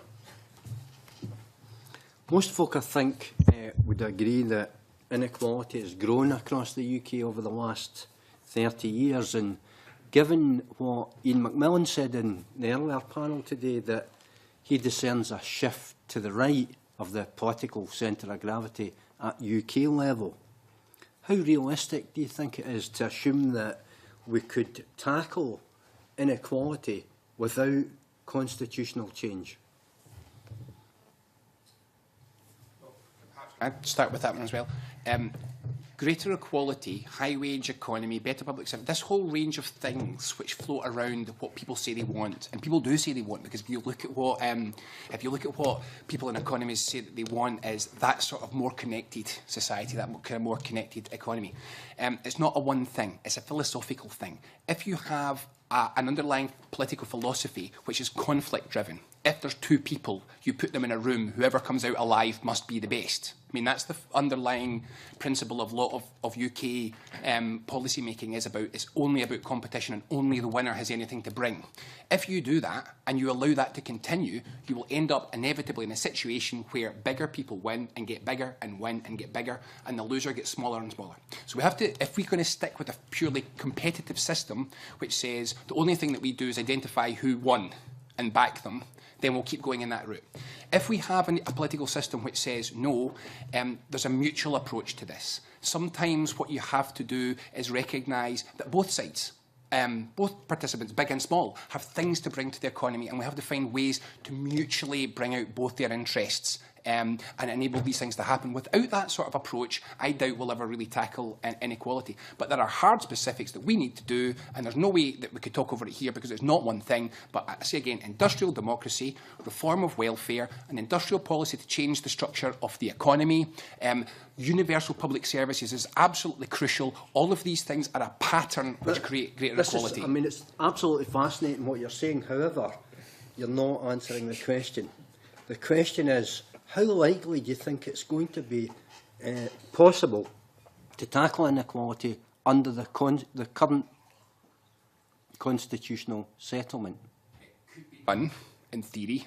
There is not one of the things which I've just outlined as a possible solution which is being promoted by any UK political party. In practical terms, not in theory, how likely... It's not going to happen. It's not going to happen. Thank you. Is it being promoted by any Scottish political party? Sorry? Are these ideas being promoted by any Scottish political party? Take, for example, one of the things which hasn't been discussed properly in the white paper, industrial democracy is incredibly important. It's incredibly important to equality. And the white paper says there will be a commission on industrial democracy. That's very important. It also says there will be an industrial policy. There's no detail about what's in it. but that would be important as well. And it says there'll be a reform of welfare. Now, it doesn't go as far as I think we probably have to, but there are, and Labour, policies from Labour are coming from the same direction in Scotland. So there is some element in Scotland in which it's going in a slightly different direction. If we wanted to really tackle this, we would need to be bolder. There's no question. But the policies which would do this are not supported at Westminster. They're better supported in Holyrood. There's no question about that. Is it me? Yeah, Karen. Thank you. I'm just interrupting. I'd be very interested to hear from Professor Danson and Stephen Boyd on that same question. How likely, under the current constitutional settlement, is it that we can tackle inequality? As Robin said, yes, it could be. Germany has got lower levels of inequality, for instance. However, as Robin also argued, we can't really see it on the horizon. I'd look back to 2010, according to the DWP statistics, went to the European Union. So that's after 13 years of a Labour government, with the highest rates of poverty amongst the sick and disabled in the UK, the highest in the European Union, with the highest rates for families.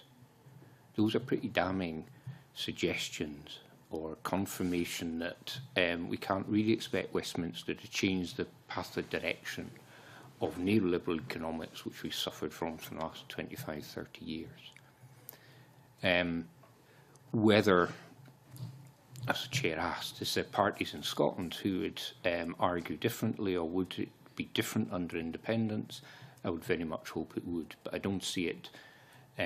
We don't have the opportunity within the current settlement to have any expectations of progressive change. I mean, to answer your question, I don't see any great prospects for change under the current settlement.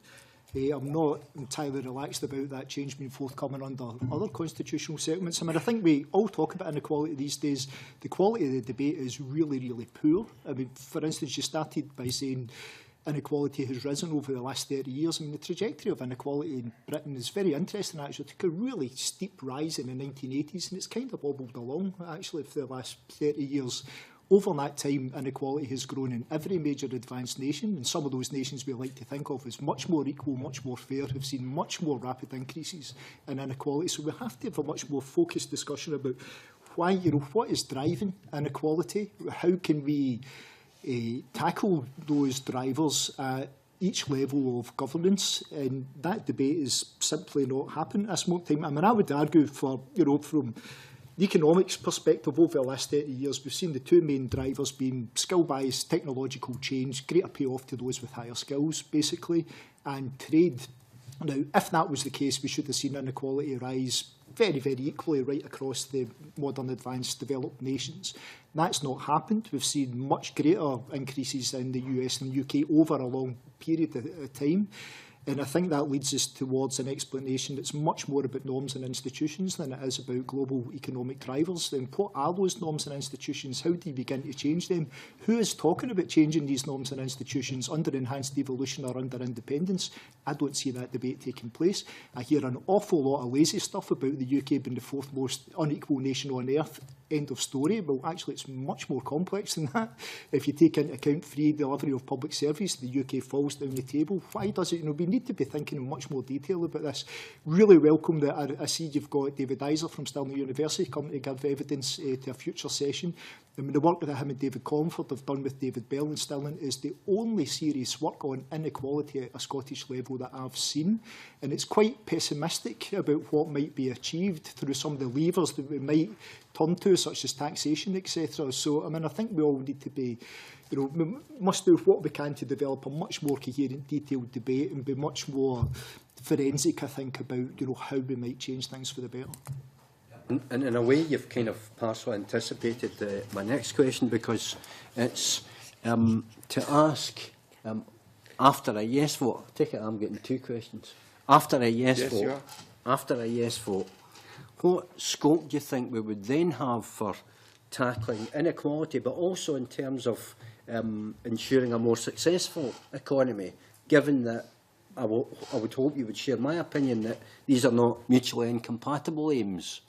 And also, though, bearing in mind what I think Stephen said in his written evidence, that you can't just transplant models from elsewhere and impose them on Scotland, and that you can't do everything overnight. So in the early days, what steps do you think we could take towards seeing greater inequality and a more successful economy?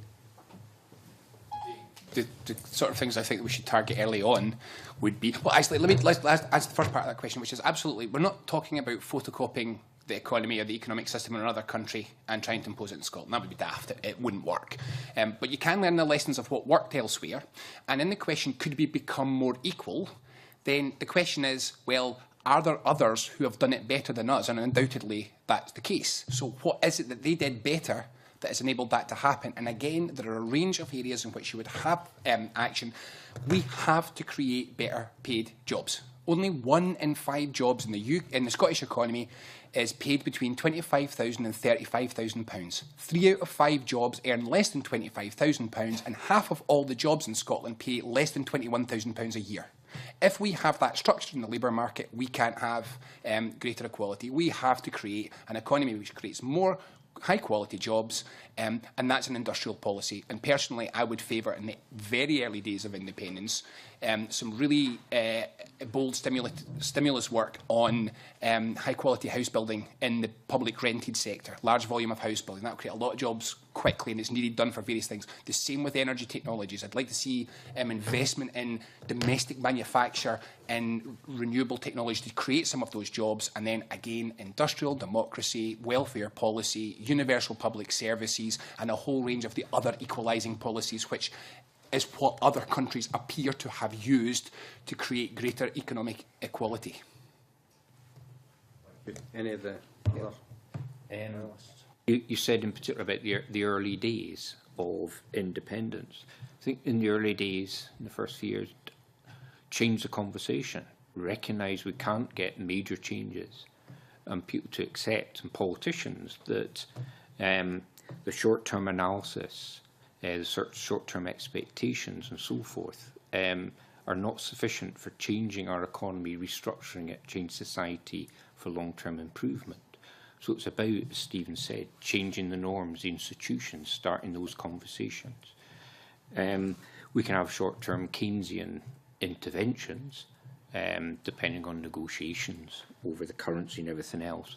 But it's really about recognising that the Nordic countries have been looking to took years of class struggle and conflict and so on to get to the positions to allow them to take off, to start having a more equal society and greater economic success.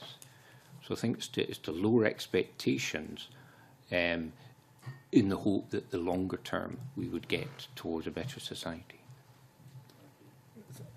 Your question asked or posited that greater equality is not incompatible with economic growth. Well, it isn't, but it is highly dependent on what model of economic development you settle on. And I think, as we've tried to outline in the submission, I mean, if you pursue that path of comparatively very low product market regulation, very lightly regulated labour market, then you're very unlikely, I think, to achieve that greater equality. And I think we need to be very clear about that. And I think business tax cuts and certainly low top rates of tax for high earners certainly exacerbate that. I mean, what can we do? I mean, I would argue the single most important thing, and I think it's consistent with what both Robin and Mike have said, is increased collective bargaining coverage in Scotland. Now, that's very easy to say, to achieve. It is tremendously difficult, and this is an area where I'm very pessimistic about what lessons we can learn from elsewhere. I think more than anything else, industrial relations is an outcome of specific cultural, historical and economic factors. So we need to settle on a solution that works for Scotland. I think the white paper, to be fair, has outlined ways in which we might begin to do that. But I think to work on the basis that we might achieve significant change in the short to medium term is unrealistic. In terms of better jobs, I mean, I absolutely agree with Robin, this is important. Again, I think we need to be very realistic about the global drivers here. I mean, I think there is, throughout the developed world, there's a deficit of good jobs. I think some very important trends that we will not be able to avoid. Certainly the rate of automation being the main one of them. I mean, it's one of these things, we have this internal debate in Scotland about developing our economy under constitutional scenarios. The rest of the world is fretting about what more automation means to developed countries. What will that mean for Scotland? What does it mean for creating more and better jobs? We've got a whole debate going on at global level about secular stagnation, kind of casting back to before the financial crisis and saying there was a global savings glut. I mean, companies could not discern sufficient investment opportunities to make sure that people throughout the world were employed in decent jobs. I mean, how is that going to change? There's no signs it's going to change. Everything suggests we're in a prolonged period of very low interest rates because people cannot discern such investment opportunities. What does this mean for Scotland? I mean, I think we really need to work through all this stuff and recognise that, I've got a wee bit in our submission mentioning the word levers, which is really beginning to grate in me, but this kind of assumption that we're going to, attain these more levers and we can pull them and there'll be, discernible cause and effect between these additional levers and better economic outcomes, I think is fanciful, and we just have to be much more realistic. Finally, on tax, I mean, I would argue one of the first things you could do is raise the top rate of tax. Now, that is not to generate more revenue. I would have to be very clear of that. It's about setting incentives for companies to make sure that the long-term investment horizon of that company is what drives their business, rather than making sure that the paying bonuses of their directors are what determines their business plan. And I think there's copious evidence at UK level to suggest that's been a major problem. This cable described London. He said, London is becoming a giant suction machine draining the life out of the rest of the country. Danny Alexander came to this committee and agreed with the sentiment, if not the language. Do you agree? And if so, what would you want done about it? Fire away. Possibly in the big picture, which is in Scotland, we have to find ways to create different centres of gravity, more localised economies, more use of all the public policy approaches which can enable us to secure more of the domestic economy. And procurement is a very important one. We have to have local economies being able to supply local products and do these sorts of things. But I'm just going to say that it's really important that we are clear here. This is not really a Scottish problem. This is a Britain problem. There was a period when London City, the economy of London City, grew by 35%. And during the same period, the economy of South Wales grew by 3%. Now, that is not a United Kingdom. That is a massive inequalities problem, and it occurs in Cornwall, it occurs in the Midlands, it occurs in the north of England, and it's largely about how the economy is structured. The City of London is far too powerful right across the UK, and it's having this effect on everybody. And I would also strongly point out the democratic deficit. I mean, it's not a federal UK that I think we need. I think we need a federal England. There's too much power in the centre of England, and the rest of England can't do these things. So London is a suction machine, and as long as we're tied to a purely City of London financial model of the economy, it'll keep sucking. It wouldn't have quite the same suction effect if we could create a manufacturing economy. If we could create a manufacturing economy in Scotland which was exporting, you would be able to create more wealth here. But London's a big international city. It isn't going to disappear. I wish Vince Cable and others could posit economic problems in less dramatic language. I don't think it's particularly helpful to anybody. I mean, I think, is it a problem? Yeah, I mean, I think it is, but I think it's often exaggerated and distorted. We've seen recently the Centre for Cities report, which, found very dramatically that London had accounted for 2/3 of private sector job growth between 2010 and 2012. Interestingly, the dates were almost immediately lost in all reporting of that report, because, of course, that accounted for the Olympics period. Actually, what you've seen since the recession ended is Edinburgh been by a distance the best performing city in the UK in proportionate terms, in terms of job creation. You've seen in the last year, Scotland has created 92,000 net new jobs, and London's created about 63,000. So, I mean, even in nominal terms, before accounting for the different sizes, Scotland is generating jobs at a much quicker rate than London. So we need to bear all this in mind. I think there are some things that are just very difficult to overcome. And why is London so powerful? Well, a few kind of rich individuals sat down in Mr. Lloyd's tea shop 300 years ago to decide how to insure a ship, and therefore subsequent agglomeration effects have meant that it's a world centre in financial services. these things can't be replicated elsewhere, and we're kind of going to have to live with them. I think Vince has to think through his industrial strategy in England, because it's one that's really designed to benefit, if not London, then the Thames corridor. And I was asking Michael Fallon when he was up a couple of weeks ago, and he's also got the responsibility for regional growth, interestingly. What are their plans to spread that growth much more fairly around about well, certainly England, the rest of England, if not the UK. Where Scottish and UK industrial strategies sit is a very interesting question.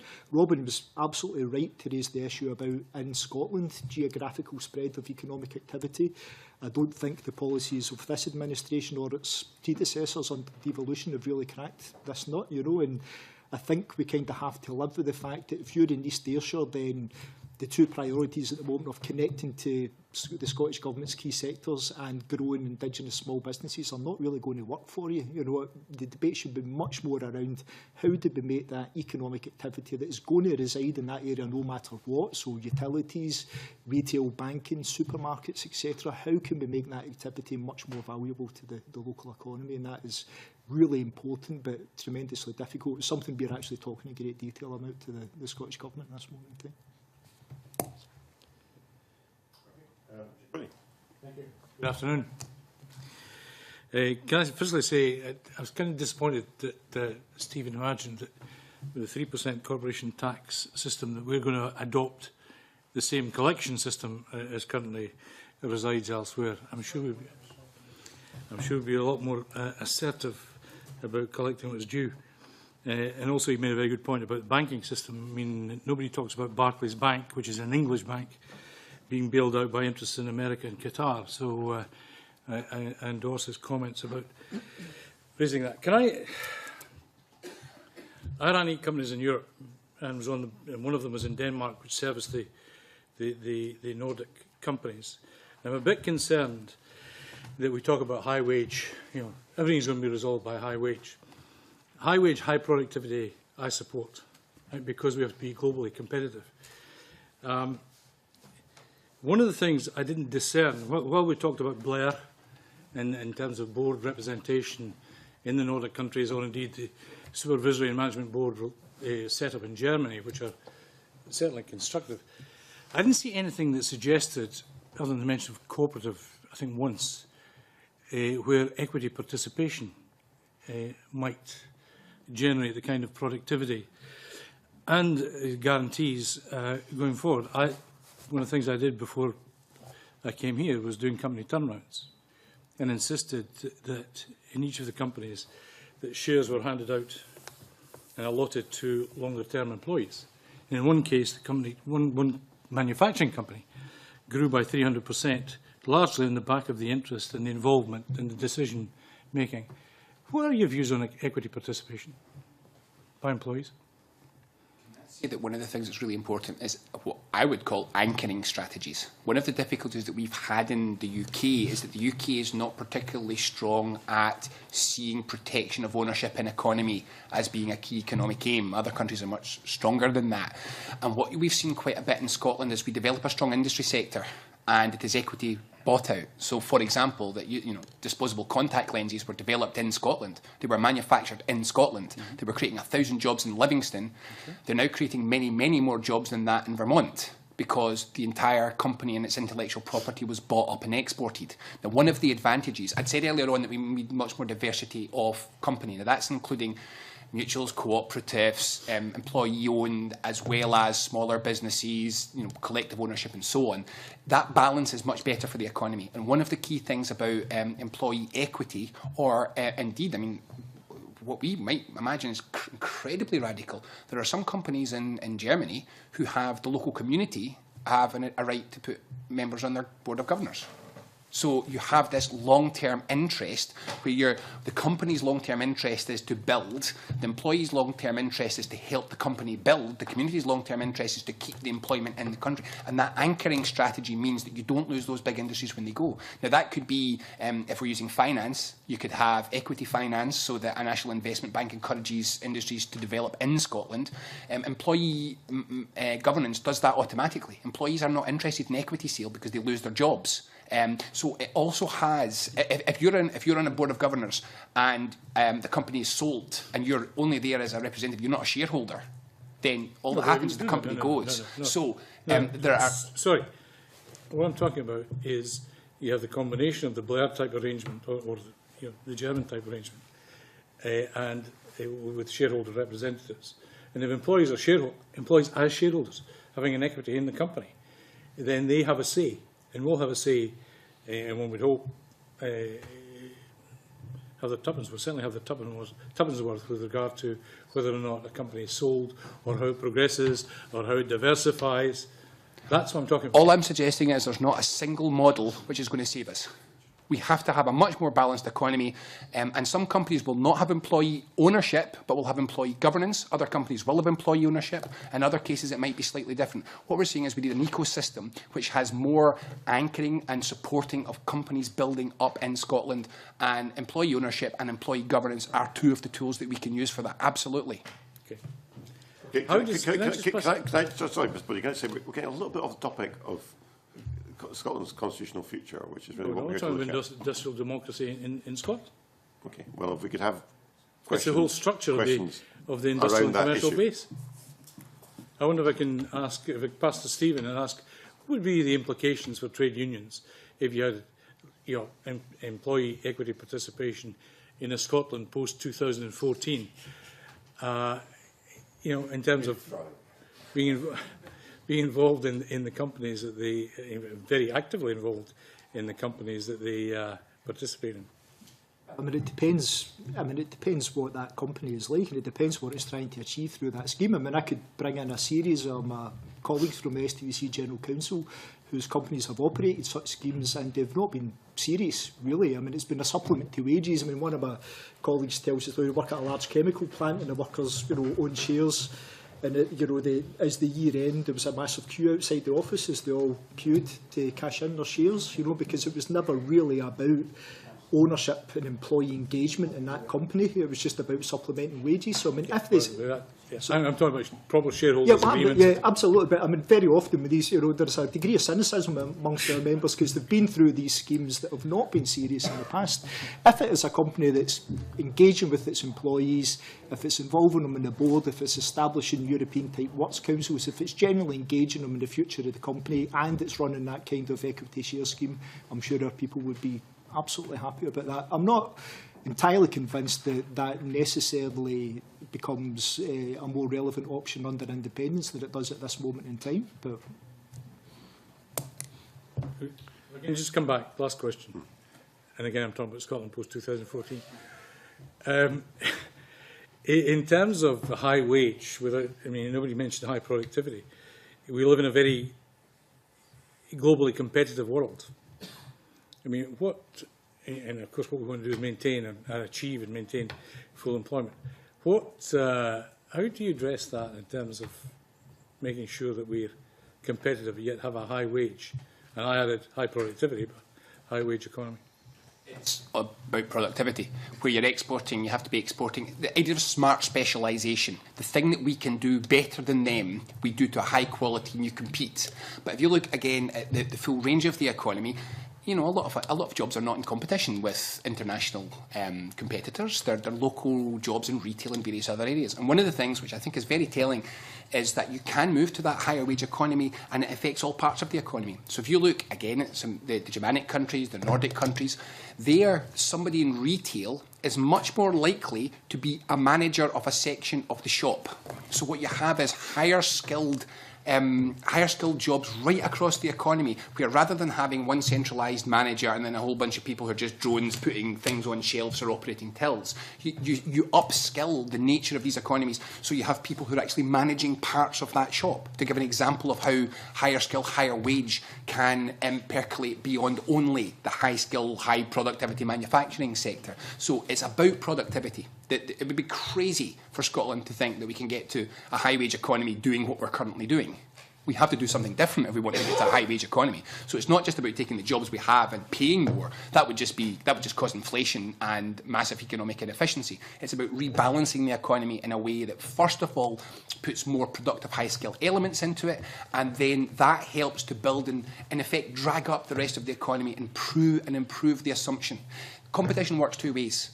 We assume that competition is only about how lower costs can compete with another industry. But if we're creating an economy where you're also competing, businesses are competing for the best skills, so that they're being driven up in their quality by the skills of the labour market, that kind of competition can build up high wage as well. So it's about creating an economy which has at its heart a productive goal, and then hoping or working to improve the quality of industry sectors and make more and more of them higher skilled.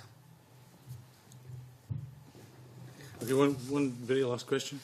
One of the issues that we have going forward, and you alluded to it, Robin, is frankly the lack of mobility of workers in Scotland. I mean, we have a situation in North East where there's full employment, and other areas in Glasgow that's, as we know, is very deprived and has lots of unemployment. What are your recommendations? How do we change the culture in terms of increasing mobility among the workforce and management of Scotland? I would strongly suggest that we have to stop seeing centralisation as the key to this. We have to start seeing economic activity locally as being the key to this. So, for example, Scotland, given its natural resources, has really a low level of land-based industries. The north of Scotland used to be a thriving, populated economic area where things happened. I mean, many hundreds of years ago, it could be that again. Likewise, the islands could be much more effective economic units if we were seeing an island-based strategy as a key part of what we were doing. Again, localising economies is the key. So I don't really want butchers to be mobile and move into large groups in the middle of Edinburgh simply so they can compete for public sector contracts. We need public sector contracts which will support local butchers supplying to their local schools. Yeah, we're not talking about butchers, we're talking about large indigenous, hopefully, corporations or companies that will be globally competitive, right? And you're talking in terms of them shedding well, jobs the as oil they and move. gas industry. Today we're short of people in the oil and gas industry and some of the renewables. Well, in that one as well, I would strongly suggest that we are focused more on what you would call build and train. And I would emphasise that in Norway, in 1970, they had no oil engineers. In Norway, by 1980, they were running an entirely self-sufficient oil industry, because what they did, what the UK doesn't usually do, is they got a contract, they gave a contract to a company to operate their oil wells, and part of that contract was to train domestic capacity. And over the course of 10 years, they went being from wholly reliant on an external provider to be wholly reliant on indigenous capacity. So if what you're asking is, how are we going to ensure that the capacity is in the economy of some of these big industries, we need to manage them better, make conditions of licensing, make conditions of contract more effective at ensuring that they're developing capacity and not only, in effect, exploiting the business opportunity, so that they're doing more to build up the capacity domestically. Again, this is something that other countries do quite routinely.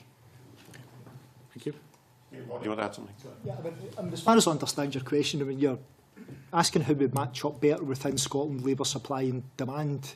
You know, so if you're unemployed in East Ayrshire, how do you connect with the labour market in the North East? I mean, I think there's a range of issues there. I mean, one, you clearly have to have supply-side interventions that make sure that people in East Ayrshire know about the opportunities in the North East. I'm not satisfied that's happening as much as it should be at this moment in time, although I do understand things are happening. People also need to be, I mean, if people are moving from one part of the country to the other, that's a big transition. So they need to feel secure within that transition. So I think housing then becomes a major issue. I mean, how do people who are unemployed in East Ayrshire move to Aberdeen to avail themselves of employment opportunity if they don't have a house or accommodation to move into? I also think welfare reforms that are basically generating a lot of insecurity amongst people right through the lower end of the wage spectrum and those who are unemployed don't help in this, because I think there's a lot of behavioural economics evidence out there to show that if people are feeling more insecure, they're much less likely to take a risk. I don't even think you really need behavioural economics to tell you that. I think it's kind of common sense. And I think we also, if we've already said so, I'll not dwell on it, we also need economic strategy within Scotland to have a much clearer spatial dimension that it's currently got. Last question from Margaret McDougall. Thank you. We've heard quite a bit this afternoon as well about increasing industry and the manufacturing side of the economy. So Scotland has a goal to be a sustainable low-carbon economy. How is that consistent, particularly with the gas and oil industry, and maintaining that low carbon economy? Can I suggest that a lot of this idea, I come back again, and it's really Mike's specialist area, but this idea of smart specialisation, which is not just do the thing which everybody else is doing, but do the thing which you do particularly well. And that gives you the chance to be competitive.